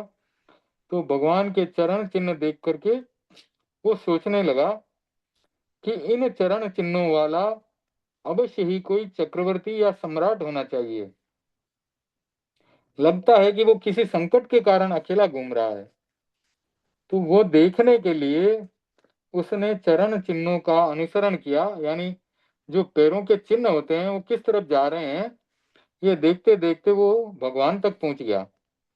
और वहां पर भगवान तो साधु थे, तो साधु को देखकर उसके मन में ज्योतिष शास्त्र से श्रद्धा हिल गई। तो वह अपने शास्त्रों को गंगा में फेंकने के लिए उद्यत हो गया, गंगा में फेंकने के लिए तैयार हो गया। तभी इंद्र ने सामने आकर उसको कहा कि पंडित, शास्त्र तो ठीक कह रहा है, इससे श्रद्धा को मत हिलाओ। तुम्हारी किताबें सही हैं, पुस्तकें सही कह रही हैं। ये कोई साधारण पुरुष नहीं है, ये धर्म चक्रवर्ती हैं। ये देवेंद्रों और नरेंद्रों के भी वंदनीय हैं। तो चक्रवर्ती तो जो है मनुष्यों से ही वंदनीय होता है। चक्रवर्ती सिर्फ मनुष्यों पर ही शासन करता है, लेकिन भगवान तो देवेंद्र नरेंद्रों के भी वंदनीय हैं। तो ऐसा सुन करके वो पुष्य जो है बहुत प्रसन्न हुआ और भगवान को वंदना करते हुए चला गया। अब उस थुन्नाक सन्निवेश में वहां से प्रभु जो है राजगृह ही पधारते हैं। तो राजगृह नगरी में वहां एक तंतु वायशाला में, अब तंतु वायशाला क्या होती है? तंतु वायशाला उसे कहते हैं जहां पर कि कपड़ा बुना जाता है। तंतु, तंतुओं से कपड़ा बुनते हैं ना, तार तार से, तंतु यानी एक एक तार से उनको जोड़ करके कपड़ा बनाया जाता था। तो वैसी जगह में भगवान चतुर्मास बिताने लगे। अब वहां पर क्या होता है कि मंकली पुत्र जो युवा गोशालक है जो है वो भी वहीं पर चातुर्मास बिताने के लिए उसी शाला में ठहरा हुआ था। तो पहले मास खमन का पारना भगवान ने विजय सेठ के यहाँ किया और देवों ने पंच द्रव्य प्रकट किए। अब इस प्रभु के अतिशय प्रभाव को देख करके गोशालक आकर्षित हो गया और उसने स्वयं को भगवान के पास जाकर के और शिष्य बनाने की प्रार्थना की। भगवान को प्रार्थना की कि मुझे शिष्य बना लो। तो भगवान मौन रहे, उस समय कुछ बोला नहीं। तो उस चतुर्मास में भगवान ने 4 मास खमन किए। तो एक एक महीने की 4 तपस्या कर ली भगवान ने। और चातुर्मास परिसमाप्ति पर भगवान ने उसको शिष्य रूप में स्वीकार कर लिया। किसको? गोशालक को। उसके बाद 6 वर्ष तक गोशालक जो है प्रभु के साथ विचरता रहा। चतुर्मास समाप्ति के बाद भगवान कोल्लाग सन्निवेश पधारे। ये साधना का तीसरा वर्ष चल रहा है। यहाँ से सुवर्णखल, नंद पारक आदि क्षेत्रों में होते हुए चंपा में पधारे। यहाँ तीसरा चतुर्मास व्यतीत किया। इस चतुर्मास में भगवान ने 2-2 महीने की तपस्या की। भगवान के साथ रहते हुए कुछ घटनाक्रम इस तरह घटित हुआ कि गोशालक जो है वह नियतिवाद का कट्टर समर्थक बन गया। साधना का चौथा वर्ष, चंपा से विहार करके भगवान कालाय सन्निवेश पधारे। वहां से पत्त कालय कुमार सन्निवेश होते हुए चोराक सन्निवेश पहुंचे। वहां पर चोरों और डाकुओं का अत्यधिक भय था। चोराक सन्निवेश नाम से ही वहां पर उस सन्निवेश में चोरों डाकुओं का भय ज्यादा होने से ऐसा लगता है कि उसका नाम चोराक सन्निवेश कर दिया होगा। तो वहां पर पहरेदार जो थे वो पूर्ण रूप से सतर्क थे। महावीर व गोशालक को देखकर उनके मन में संशय जागा, संदेह उत्पन्न हो गया कि ये कहीं चोर तो नहीं है। पूछने पर भगवान महावीर तो मौन रहे। इस पर पहरेदारों ने क्रोधित होकर के महावीर को पीटना शुरू कर दिया। और उसी सन्निवेश में उत्पल निमित्तज्ञ की 2 बहनें रहती थी, जयंती और सीमा। उन्हें जब इस बात का पता चला तो वे तुरंत आई और महावीर का सही परिचय दिया। तब पहरेदारों ने क्षमा मांगते हुए उनको छोड़ दिया। उस वर्ष का चतुर्मास भगवान ने पृष्ठ चंपा में किया और वहां विविध अभिग्रह युक्त चौमासी तप पूरा किया, यानी 4 महीने का तप किया। साधना का 5वां वर्ष पृष्ठ चंपा का चतुर्मास संपन्न करके प्रभु कयंगला और श्रावस्ती नगरी में पधारे। साथ में गोसालक भी था। अब श्रावस्ती से विहार करके जंगल में हलिदुग नामक विशाल वृक्ष के नीचे पधारे और ध्यान में आरूढ़ हो गए। पार्श में लगी भयंकर आग उस वृक्ष के नीचे भी आ गई, जिससे भगवान के पैर झुलस गए। वहां से भगवान नांगला, आक्ता और चौराक सन्निवेश होते हुए कोलंबुआ पधारे। कोलंबुआ के अधिकारी मेघ और कालहस्ती जमींदार थे, फिर भी वे आसपास के गांवों में डाका डालते थे, डाकू थे वे। तो जब महावीर वहां पहुंचे तो कालहस्ती अपने साथियों के साथ डाका डालने जा रहा था। मार्ग में महावीर से जब भेंट हुई तो उसने पूछा कि तुम कौन हो। तो महावीर ने कोई उत्तर नहीं दिया। इस पर कालहस्ती ने उन्हें खूब पीटा, फिर भी महावीर नहीं बोले। इस पर कालहस्ती ने महावीर को अपने बड़े भाई मेघ के पास भेज दिया और मेघ ने उनको गृहस्थाश्रम में एक बार क्षत्रिय कुंड ग्राम में देखा था, अतः देखते ही वो पहचान गया। तो मेघ ने न केवल महावीर को मुक्त किया अपितु उनका सत्कार किया और उनसे क्षमा याचना भी की। तो महावीर ने सोचा कि मुझे अभी बहुत कर्म क्षय करने हैं और यहाँ जगह जगह परिचित व्यक्ति मिल जाते हैं, इसलिए मुझे अनार्य देश में जाना चाहिए, जिससे कि वहां कोई भी अपरिचित व्यक्ति नहीं मिलेगा और सर्वथा अपरिचित होने पर कर्म क्षय करने का अच्छा अवसर मिल जाएगा। तो ऐसा विचार करके भगवान लाड़ देश की ओर भगवान ने विहार किया। अब लाड़ देश उस समय पूर्ण अनार्य क्षेत्र था और उस देश के 2 भाग थे, वज्र भूमि और शुभ भूमि। तो इनको उत्तर राड और दक्षिण राड भी कहा जाता था।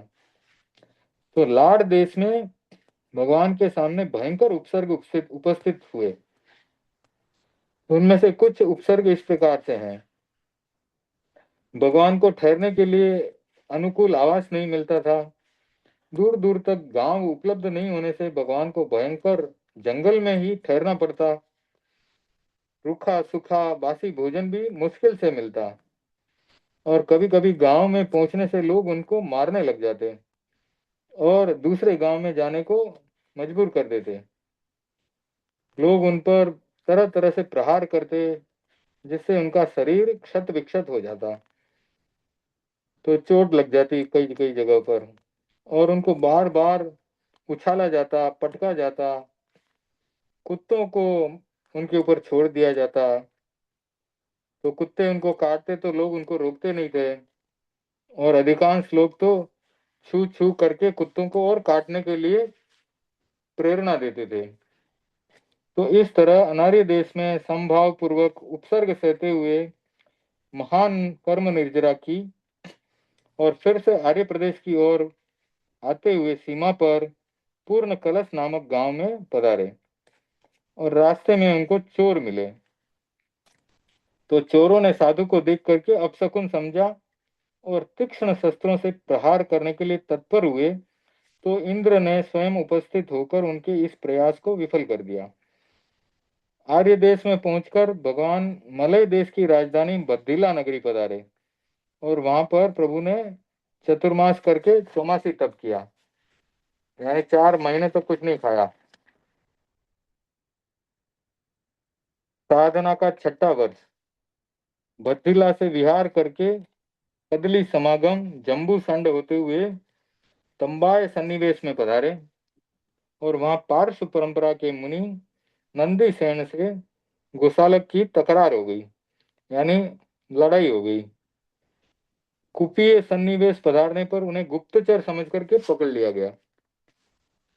परिचय पूछने पर मौन रहने से उनकी पिटाई शुरू कर दी। तब वहां भगवान पार्श की परंपरा में पहले शिष्याएं रही हुई विजया और प्रगल्भा नाम की परिव्राजिकाएं आई और समझा बुझा करके छुड़ा दिया। फिर सबने भगवान से क्षमा याचना की। कुपीय सन्निवेश से भगवान ने वैशाली की ओर विहार कर दिया। गोशालक ये कहकर भगवान से अलग हो गया कि आपके साथ रहने से मुझे बहुत कष्ट उठाना पड़ता है, आप मेरा कोई बचाव भी नहीं करते हो, इसलिए मैं आपको छोड़कर अब अकेले ही विहार करूंगा। वो ये कहकर के राजगृह की ओर रवाना हो गया। वैशाली में लोहार की कर्मशाला में अनुमति लेकर भगवान ध्यान रूढ़ हो गए।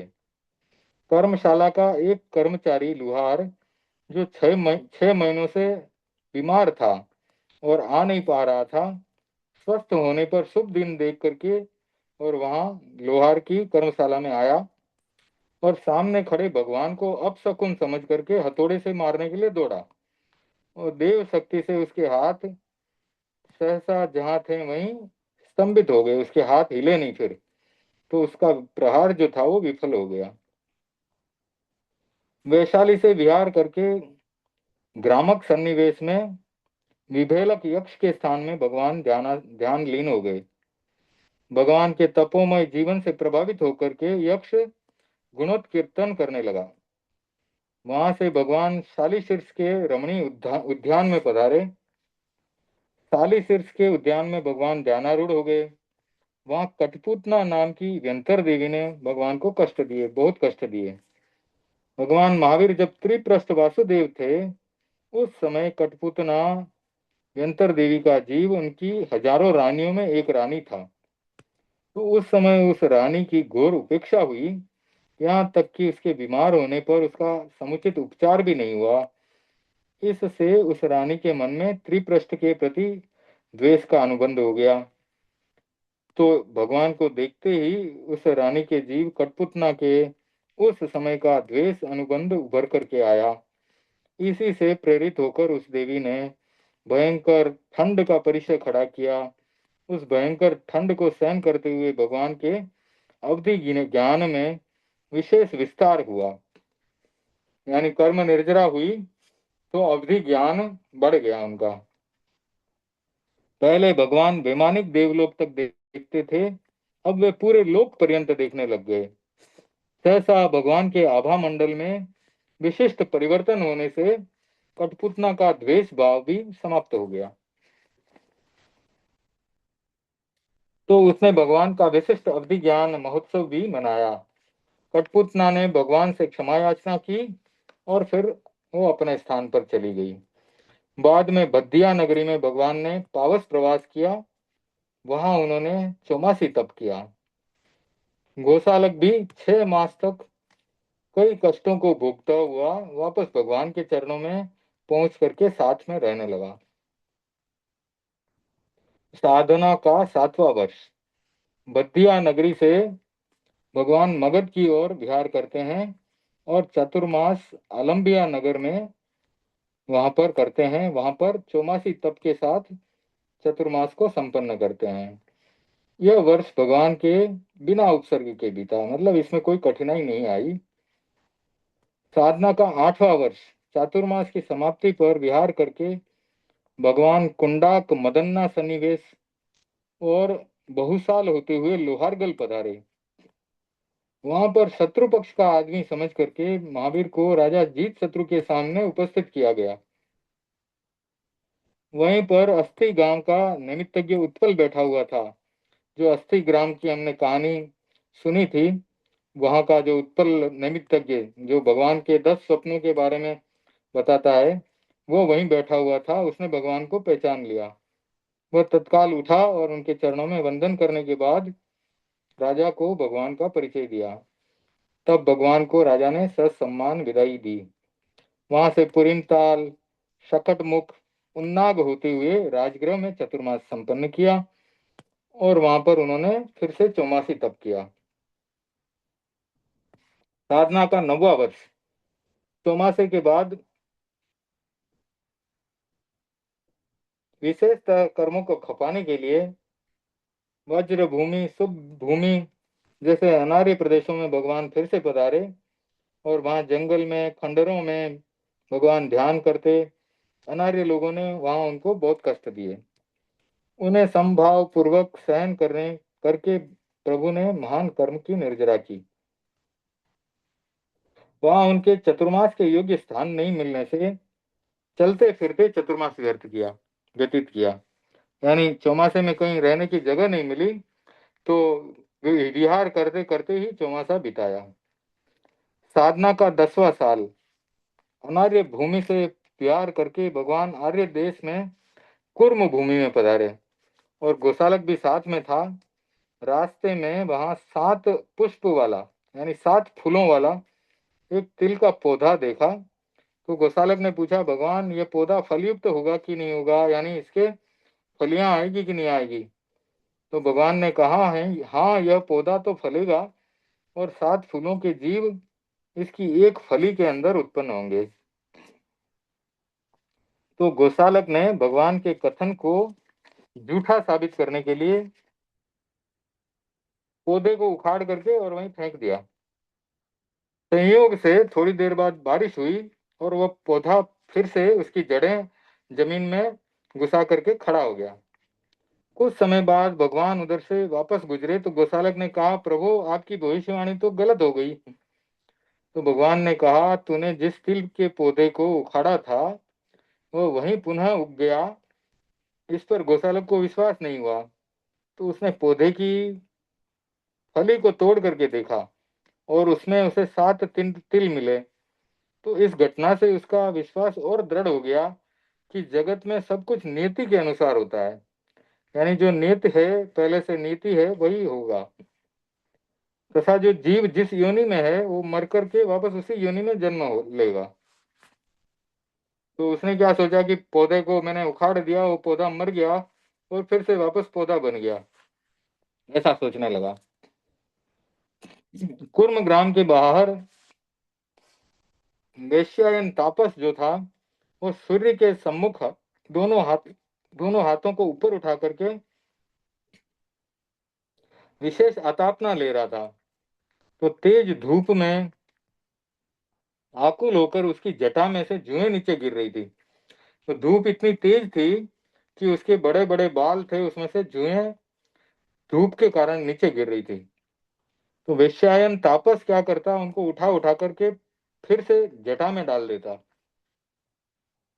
अब गोसालक ने यह देखा तो वो बोल पड़ा, अरे तू तपस्वी है या जुओं का घर है। फिर भी वो तापस शांत रहा। लेकिन बार बार गोसालक के ऐसा बोलने से वो तापस चिढ़ गया और क्रुद्ध हो गया। वो गोसालक को मारने के लिए 5-7 हाथ पीछे हटा और उसने तेजोलिशा का प्रयोग किया। आग के गुब्बारे गोसालक की ओर आने लगे तो भय के मारे गोसालक भागा और भगवान के चरणों में छुप गया। तो भगवान ने अनुकंपा की और उस अनुकंपा के वशीभूत होकर शीतल लेशिया का प्रयोग करके उसकी उस वेश्यायन तापस की उष्ण तेजो लेशिया को निरस्त कर दिया, शांत कर दिया। गोशालक को सुरक्षित देख करके तापस भगवान की शक्ति को समझ गया और विनम्र शब्दों में भगवान से क्षमा याचना की। गोशालक ने भगवान से तेजोलेशिया की प्राप्ति का उपाय पूछा तो भगवान ने उसको बता दिया। तो तेजोलेशिया की साधना के लिए वह फिर से भगवान से अलग हो गया और श्रावस्ती में हलाहल कुंभारिन के घर में जाकर के तेजोलेशिया की साधना करने लगा। अब भगवान के द्वारा बताई गई विधि के अनुसार वो 6 मास तक तप आयम्बिल और आतापना लेते लेते गोसालक ने तेजोलेशिया प्राप्त कर ली। प्रथम परीक्षण के रूप में उसने कुएं पर पानी भरती हुई एक दासी के ऊपर प्रयोग किया। तेजोलेशिया प्राप्त होने के बाद गोसालक 6 दिशाचरों से निमित्त शास्त्र का अध्ययन भी करता है, जिससे सुख दुख हानि लाभ जीवन मरण इन 6 बातों में वो सिद्ध वचन हो गया। निमित्त शास्त्र का अध्ययन करने से किसी को सुख होगा, दुख होगा, लाभ होगा या हानि होगी, वो उसका जीना कैसा होगा, मरना कैसा होगा, इन 6 बातों में वो सिद्ध वचन हो गया। यानी इन 6 बातों की वो भविष्यवाणी कर सकता था। तेजोलेशिया और निमित्त ज्ञान जैसे असाधारण शक्तियों से गोसालक का महत्व बढ़ गया और उसके कारण उसके अनुयायी भी बढ़ने लगे, यानी उसके शिष्य बनने लग गए। तो वह अपने आजीवक संप्रदाय का प्रवर्तक आचार्य बन गया। भगवान जब वैशाली पधारे तो वहां बालक उनको पिशाच समझ करके सताने लगे। तो उस समय महाराजा सिद्धार्थ के मित्र नरेश शंख उदय से गुजर रहे थे। उन्होंने बालकों को हटाया और महावीर को वंदन करके चले गए। वैशाली से वाणिज्य ग्राम की ओर गए। भगवान मार्ग में गंडकी नदी पार करने के लिए नौका पर चढ़े। नदी पार उतरने पर नाविक ने किराया मांगा, पर भगवान मौन रहे। इस पर गुस्सा करके नाविक ने उन्हें गरम गरम रेत के ऊपर खड़ा कर दिया। संयोग से शंख नरेश का भाणेज चित्र वहां आ पहुंचा। उसने नाविक को समझाया, तब कहीं जाकर के महावीर मुक्त हुए। वाणिज्य ग्राम में अवधि ज्ञानी आनंद श्रावक, ये अलग आनंद श्रावक है। ये भगवान के प्रमुख 10 श्रावकों में प्रमुख आनंद नहीं, ये पार्श्वनाथ की परंपरा का श्रावक है। तो उसने भगवान को वंदन करके कहा, भगवान अब आपको थोड़े ही समय में केवल ज्ञान प्राप्त होगा। वाणिज्य ग्राम से श्रावस्ती पधार कर भगवान ने वहां चतुर्मास किया। साधना का 11वां वर्ष। श्रावस्ती से विहार करके भगवान सानुलट्ठीय सन्निवेश में पधारे। वहां 16 की तपस्या की तथा इसमें भद्र प्रतिमा, महाभद्र प्रतिमा और सर्वतोभद्र प्रतिमा स्वीकार की। इनमें विविध रूपों में ध्यान की साधना की। इस तपस्या का पारना आनंद गाथा पति की दासी द्वारा फेंके जाने वाले भोजन से किया। अब जो है संगम के उपसर्ग आते हैं। दृढ़ भूमि में भगवान पोलाश्चक्य में तेले की तपस्या करके अचित पुद्गल पर अनिमेष दृष्टि से ध्यान कर रहे थे। तब इंद्र ने अपने अवधि ज्ञान से भगवान को देखा।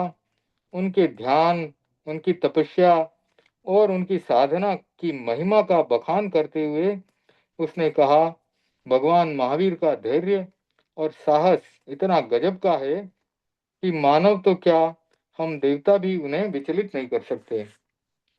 तो वहां सभी देवों ने इंद्र का अनुमोदन किया, पर वहां संगम नाम का देव था, उसको ये बात जची नहीं। उसने कहा, देवेंद्र, ऐसी झूठ मूठ की प्रशंसा क्यों करते हो? मुझे 6 महीने का समय दे दो, मैं उनको विचलित कर दूंगा। इंद्र ने बिना मन के वचन देना स्वीकार किया, यानी उसका मन तो नहीं था लेकिन उसने स्वीकार कर लिया। संगम जो है वहां से मृत्यु लोक में आता है और भगवान के सामने अनुकूल प्रतिकूल उपसर्गों का जाल बिछा देता है। संगम ने एक रात में 19 मारणांतिक कष्ट दिए। ऐसे कष्ट की एक कष्ट से ही व्यक्ति की मृत्यु हो सकती है। ऐसे 19 कष्टों को भगवान ने सहन किया। भगवान का वज्र जैसा कठोर शरीर उन कष्टों को सहता रहा। और क्योंकि जो जीव मुक्त होने वाले हैं उनके वज्र ऋषभ नाराज संगन होता है, और वह संगन इतना मजबूत होता है कि किसी भी प्रकार के कष्टों को सहन कर सकता है। तो ये 19 मारणांतिक कष्ट क्या थे? पहला, प्रलयकारी धूलि का पात, यानी धूल की बरसात करना, प्रलयंकारी धूल की बरसात करना। वज्रमुखी चींटियों के द्वारा काटना, यानी चींटियां भी ऐसी कि उनका मुंह जो है कठोर है, एकदम पत्थर की तरह कठोर है, वैसी चींटियों के द्वारा काटना। फिर मच्छरों के द्वारा खून चूसना। मच्छर भी उनका एकदम जो है तेज धार वाली उनकी वो सूंड या दांत कह सकते हैं, ऐसे मच्छरों के द्वारा खून चूसना जो शरीर को पूरा काट देते हैं। दीमकों के द्वारा चमड़ी को चट करना। दीमक जो है अपने घर में लकड़ी खा जाती है, ऐसे दीमक के द्वारा चमड़ी को खा जाना। बिच्छुओं के द्वारा डंक का मारना। नेवलों के द्वारा मांस को नोचना। नेवले अपने गांवों में होते थे, वो सांप को भी खा जाते, सांप को भी मार देते, ऐसे होते हैं। तो उनके द्वारा मांस को नोचना। भीम काय सर्पों के द्वारा डंक का प्रहार करवाना, यानी बड़े बड़े सांप के द्वारा डंक मारना। चूहों के द्वारा शरीर को काटना और उसके ऊपर फिर पेशाब कर देना, जिससे कि भयंकर जलन होती है। हाथी और हथिनी के द्वारा भगवान को पकड़ करके सूंड से उछालना और फिर दांतों से प्रहार करना। पिशाच का रूप बनाकर भयानक किलकारी करना। बाघ का रूप बना करके शरीर को चीरना फाड़ना। सिद्धार्थ और त्रिशला का रूप बनाकर हृदय विदारक विलाप करना। भगवान के पैरों के बीच में आग जला करके भोजन पकाना। चांडाल का रूप बनाकर भगवान के शरीर पर पक्षियों का पिंजरा लटकाना तथा उसके द्वारा चोंच नख आदि से प्रहार करवाना, यानी पक्षी चोंच के द्वारा काटते, नख से प्रहार करते। भयंकर आंधी में शरीर को उड़ा देना। चक्रवाती हवा में भगवान की काया को चक्र की भांति घुमा देना। काल चक्र का प्रयोग जिससे भगवान घुटने तक जमीन में धंस गए। विमान पर बैठ करके देव बोला, कहिए आपको स्वर्ग चाहिए या अपवर्ग। लावण्यमयी अप्सरा द्वारा राग पूर्ण हाव भाव की प्रस्तुति। तो इस प्रकार से उपसर्ग पैदा किए गए। आवश्यक चूर्णी में 20 परिसरों का विवरण मिलता है। 9वें उपसर्ग में हाथी हथिनी का जो संयुक्त है वहां पर वह अलग अलग बताया गया है आवश्यक चूर्णी में।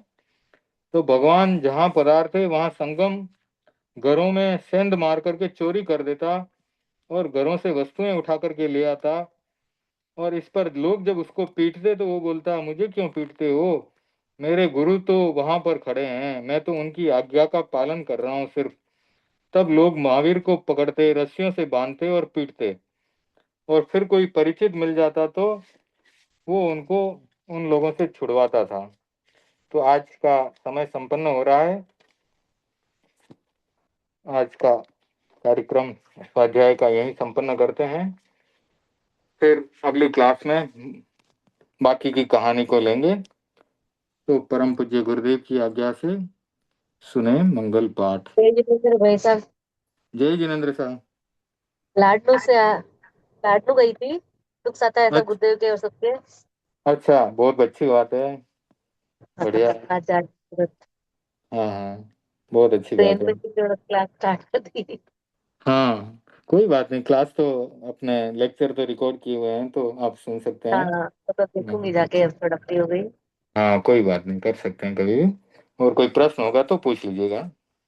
हाँ, आपको पता है लाडनू।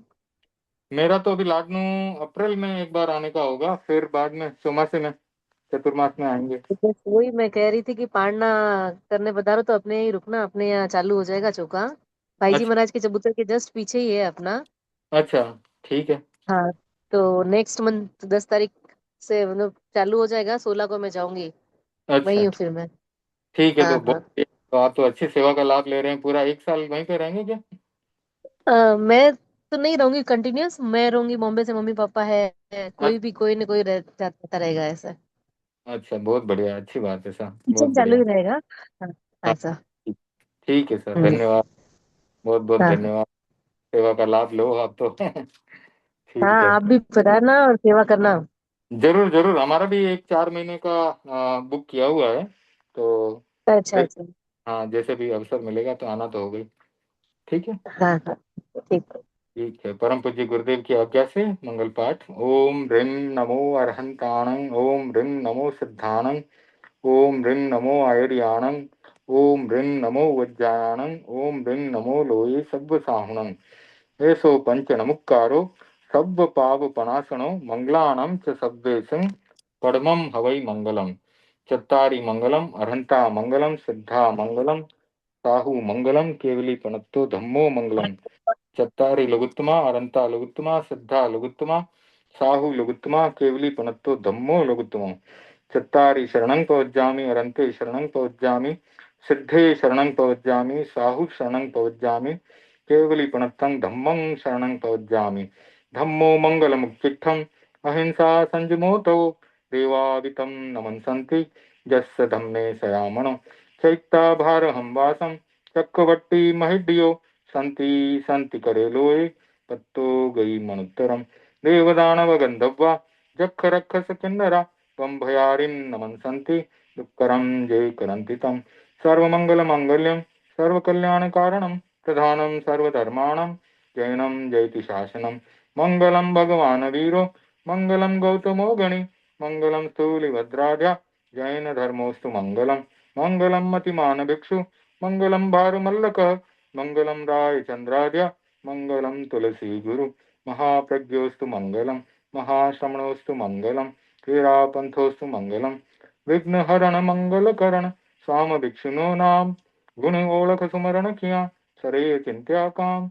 विघ्नहरण मंगल करण स्वाम भिक्षुनो नाम, गुण ओळख सुमरण किया सरे चिंत्या काम। विघ्नहरण मंगल करण स्वाम भिक्षुनो नाम, गुण ओळख सुमरण किया सरे चिंत्या काम। सरे चिंत्या काम, सरे चिंत्या काम। अंगूठे अमृत बसे लब्धि कणा भंडार, श्री गुरु गौतम कुमारी मनवंचित फल दातार। ओसग्गहरं पासं पासं वन्दामि कम्म गणमुक्कं, विषहर विष निन्नासं मंगल कल्याण आवासं। विषहर फुल्लिंग मंतं कंठे धारे जे श्यामणुओ, तस्य गहरोग मारी पिट्ठ जरा जंति उपसामम। चिट्ठौ दूरे मंतो तुझ प्रणामो भी बहु फलो होई, नर तिरिये सुविजीवा पावंति न दुख दोहग्गम। तु सम्मत्ते लद्धे चिंतामणि कप्प पाय वब्बह्ये, पावंति अविज्ञानम जीवा आयरामरम ठाणं। इह संथुओ महायश भक्ति भर निभरेण हियेण, तादेव दिज्य गोहिं भवे भवे पास जनचंद, भवे भवे पास जनचंद। ये उर्सगहर स्तोत्र भी प्राकृत में ही है, तो इसका भी अर्थ आप करने की कोशिश करें, और हम भी इसका क्लास में एक दिन पूरा अर्थ करने का प्रयास करेंगे। कैसे कौन सा शब्द बना, और कौन सा संस्कृत में शब्द है, कौन सा प्राकृत का शब्द है, और फिर उसका हिंदी में क्या अर्थ होता है। ठीक है, thank you for joining today. जय जिनेन्द्र। ओम जय अरहम जय जिनेन्द्र। जय जय जिनेन्द्र। जिनेन्द्र। जय ये जिनेन्द्र। हाँ बोलो। संगीत प्रज्ञा जी का प्राकृत की एक बुक संगीत प्रज्ञा जी ने जो लिखी है, उसका नाम क्या है? वो प्राकृत संबोधिनी ऐसा कुछ नाम है क्या भाई साहब? मैं चेक करके बताता हूँ, अभी तो मेरे पास नहीं है, इसलिए मैं नाम हाँ, अभी। एक्चुअली मैंने उनको बोला था प्राकृत की क्लास ले रही हूँ, पर अभी मुझे इतना समझ नहीं आ रहा है, तो आप सिखाना। तो महाराज बोले कि ये बुक ले जाओ पढ़ लेना। तो वो नॉर्मल स्टॉल पे तो मिली नहीं, उन्होंने बोला यूनिवर्सिटी से लेना, पर यूनिवर्सिटी मेरा जाना हुआ नहीं। तो हाँ, वो मेरे पास आ वो गई कहाँ हाथ है? में, बुक आ गई हाथ हाँ, में। इसका नाम है प्राकृत भाषा निर्देशिका। मैं फोटो भेजता हूँ आपको। अच्छा, हाँ, ओके ओके, उसी में से हमने काफी कुछ जो है आपको सिखाया है। उसमें से अच्छा, कारक का सिखाया है, उसमें से अपने जो शब्दों के रूप हैं और क्रिया के रूप हैं, वो सब उसमें से काफी कुछ मैंने फोटो लेके भेजे हैं आपको। और अच्छा, उसमें कुछ तो शुरुआत में तो इतिहास बताया है कि प्राकृत भाषा कितने प्रकार की थी, कौन से युग में क्या क्या था, और फिर व्याकरण वगैरह कौन से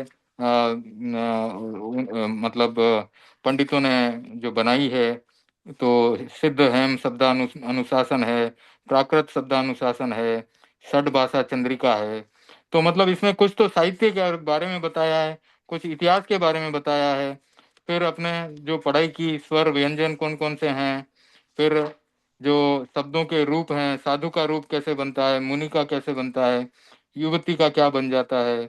तो ऐसे थोड़ा थोड़ा जो है इसमें से, मतलब एकदम ये इंट्रोडक्टरी लेवल पे, यानी पहली क्लास की पुस्तक है, उस तरह की है। हम्म, तो ये लकीली मैं अभी साथ में लेके आया था दुबई से, तो मेरे हाथ में है प्राकृत भाषा निर्देशिका, इसका नाम है।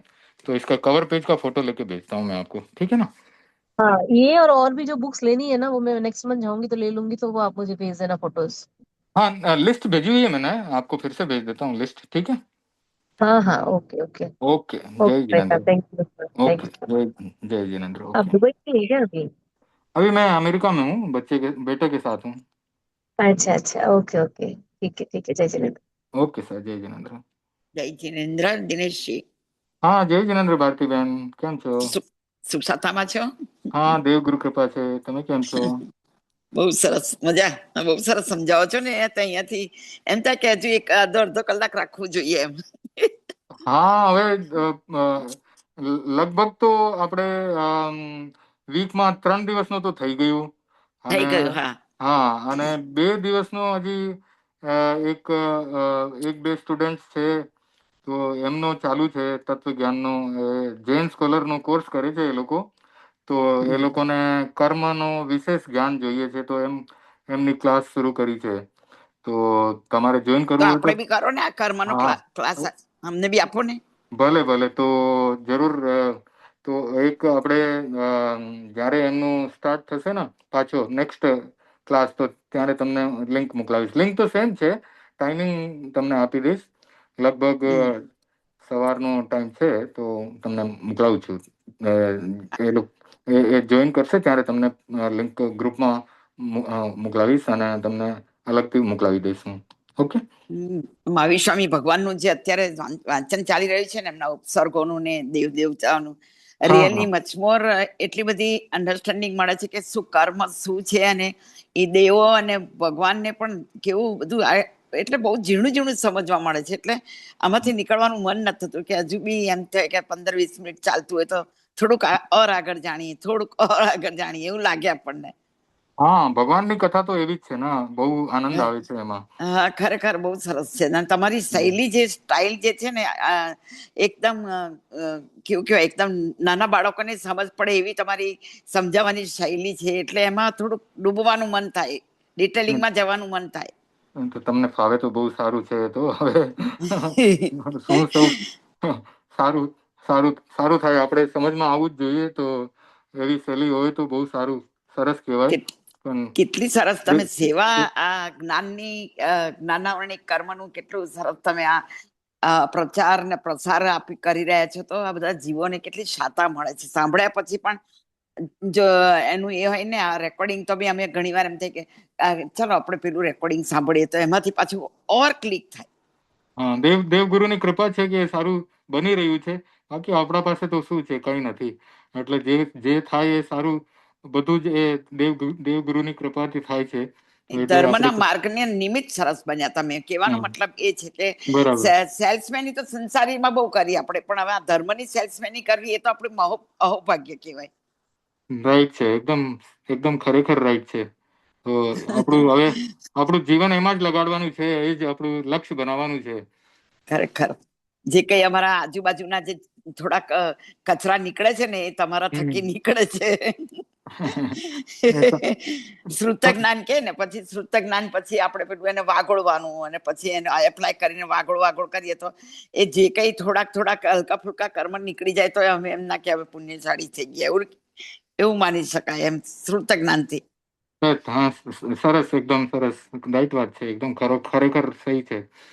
તો બરાબર છે. એ તો આપણે ચાલુ જ રાખવું છે. શુભ યોગ તો ચાલુ જ રાખવું છે. કેમ કે આપણે આ પરિસ્થિતિમાં હજી આ સ્થિતિ આપણી બની નહીં કે આપણે બધું આશ્રવથી આપણે મુક્ત થઈ શકીએ. તો જ્યારે આ પરિસ્થિતિ બનશે, ત્યારે શુભ યોગમાંથી બી બહાર આવી જશું આપણે. તો હા, હમણાં તો શુભ યોગ ચાલુ જ રાખવું પડશે. નહીં, એ નિમિત્ત તમે બહુ સુંદર બન્યા છે. ખરેખર મેં તમને એક સિમ્બોલ આપ્યો છે ને, એ ખરેખર સિદ્ધ થઈ ગયો. અને ઉપર તમારા વિઝામાં તીર્થંકર ગોત્રનો સ્ટેમ્પ લાગી ગયો છે તમને. હવે એ તો આપણે ન કહેવાય શકાય. નહીં, હું મારી ભાષામાં મારી જેટલી મને અન્ડરસ્ટેન્ડિંગ છે, કે હું તમારું જે ગ્રહણ કરું છું, તમારા જે ભાવ છે તપશ્ચર્યાના, જ્ઞાન આવરણીના, એ ઉપરથી તો મને એવું સિદ્ધ લાગે છે કે રિયલી આમને ખરેખર તીર્થંકર ગોત્ર બાંધી દીધું. આપણે અમે લોકો, આપણે બધા હતા રામ ભગવાનના સમયમાં, પણ આપણે રામ ભગવાનને ન ઓળખ્યા. મહાવીર સ્વામી ભગવાનની સભાઓમાં પણ બેઠા, તો એ આપણે એવા ભટકતા રહ્યા. પણ આવી રીતે જો અજ્ઞાની જીવો, સબરી જેવા, મીરાબાઈ જેવા ભગવાનને ઓળખ્યા, તો આ યુગની અંદર અમને બી એવું થાય ને કે તમારા જેવા કોઈ નિમિત્તથી આવ્યા છો, કે તમે ગોત્ર બાંધી દીધું, ખરેખર બાંધી દીધું છે. આપણું લક્ષ્ય તો એ જ છે કે મોક્ષ માર્ગ ઉપર આગળ વધવાનું છે હવે. બસ સરસ. એટલે બસ મારું મારું શું કહેવાય, મારું જે ચિહ્ન છે ને તમારા તરફ તીર્થંકર ગોત્ર બાંધેલું, એ ક્યારે ફેલ નહીં થાય, યાદ કરજો મને. તમને બહુ બહુ ધન્યવાદ છે કે તમને આવું લાગે છે. ઓળખાણ એવી અંદરના દેહ તો ગમે તેવો આપણો બધા યુગમાં અરે બધા અવસ્થામાં પસાર થવાનો છે, પણ જે અંદરનો આપણો જે જળહળતો દીવો છે ને, એ ખ્યાલ આવી ગયો કે તમારો દીવો અંદરનો જે આત્મરૂપી સ્વપદમાં તમે રહો છો ને, રિયલી મચમોર ગુરુ ભગવંતોના આશીર્વાદ છે અને ગયા જન્મના તમારા પુણ્ય છે. આપણે પ્રયાસ કરીએ છીએ, જો જરાક એક એક પગલું આગળ વધીએ તો સારું થાય ને. એક પગલું સ્લોલી આપણે આગળ વધવું છે. વધારે તો વાત નહીં કરતા, બીજું તો મેં તમારામાં એ જોયું કે કેટલા બધા જ્ઞાનીઓ અહીંયા આવે છે, જાય છે, કેટલું બધું જ્ઞાન, પણ તમારું જે નેચર છે ને, એમાં તમારું જરા બી અહમ નથી. એટલે એ અહમ મતલબ અહંકાર, એ બધા સાથે તમે કોઈ નોર્મલ લોકો તો ઓળખી ના શકે કે આટલા તપસ્વી છે, કે આટલા જ્ઞાની, આટલું જ્ઞાન આપે છે. એ તમારામાં બહુ મોટો ગુણ છે. આપણે ક્રોધ, માન, માયા અને લોભ, એ તો ચારે તો બહાર કાઢવા છે ને. આપણે બહુ ખરેખર તમે સમજીને રિયાલિટીમાં તમે તમારું જીવન પસાર કરો છો. રિયલી એ ચેન્જ થાય તો જ આપણે સફળ થઈએ. ખરેખર જરૂર છે આપણને આ ચેન્જની. આપણું ક્રોધ કેટલું ઓછું થયું, આપણું માન કેટલું ઓછું થયું. એ ઓછું નહીં થયું તો આપણું જીવન ફેલ થઈ ગયું. આવું છે, કઈ જ નહીં. એટલે તમારું આ બધા ગુણોને કેલ્ક્યુલેશનમાં લાવીને મેં તમને આ સિમ્બોલ આપ્યો કે રિયલી તમારા બધા ગુણોનું કેલ્ક્યુલેશન છે અત્યારે. અમારા જેવા સંસારી જીવો જો આવું વિચારતા હોય તો ઉપરવાળા તો આપણા તીર્થંકરો ને આપણા ભગવાનો ને બધા તમારા માટે શું વિચારતા છે, વિચારો. અમે પામર જીવો તમારા પાસેથી શીખીને બી. તમે તો, તમારી ભાવના બહુ શુદ્ધ છે. તમારી તો ભાવના, તમારી દીક્ષા લેવાની હતી, એ તો મને ખબર છે ને. ખરેખર તો તમારી ભાવના બહુ શુદ્ધ છે. પણ અમે ભાવના છે, પણ તમારા પાસેથી અત્યારે જે શીખી રહ્યા છે, એપ્લાય કરી રહ્યા છે, ચાલી રહ્યા છે, મચમોર તમે ખરેખર તમને ધન્યવાદ. આપણને સાથ મળ્યું છે તો કઈ ને કઈ સંયોગ એક મળ્યું છે તો સારા માટે જ છે. નહીં છોડું, હું તમને નહીં છોડું. તમે છે ને એક અમારા મહારાજ કહેતા હતા કે એક ઘડો હોય ને, એની અંદર બધા કાણા હોય, એની અંદર પ્રકાશ જાય. એમાં બી તમે છે ને, મેં જે તમને કહ્યું ને કે તમને તીર્થંકર ગોત્ર બાંધી દીધું છે, તો ત્યારે તમે અમારી એક આંગળીથી પણ મને ખેંચી લેજો. બધું પ્રયાસ આપણને પોતાને કરવું છે. હવે તમે એટલી પ્રશંસા કરો છો તો મને એમ લાગે છે કે મને મારા ક્રોધ, માન, માયા, લોભ ને હજી વધારે ઘટાડવું પડશે, તો જ બિલકુલ તમારી નથી, વાણી સફળ થશે. બિલકુલ નથી તમારામાં ક્રોધ. એ બધા ગુણોનું કેલ્ક્યુલેશન કરીને હું તમારી સાથે વાત કરી રહી છું. ધન્યવાદ, ખૂબ ખૂબ ધન્યવાદ. ચાલો, ધન્યવાદ. જય જિનેન્દ્ર. જય જિનેન્દ્ર.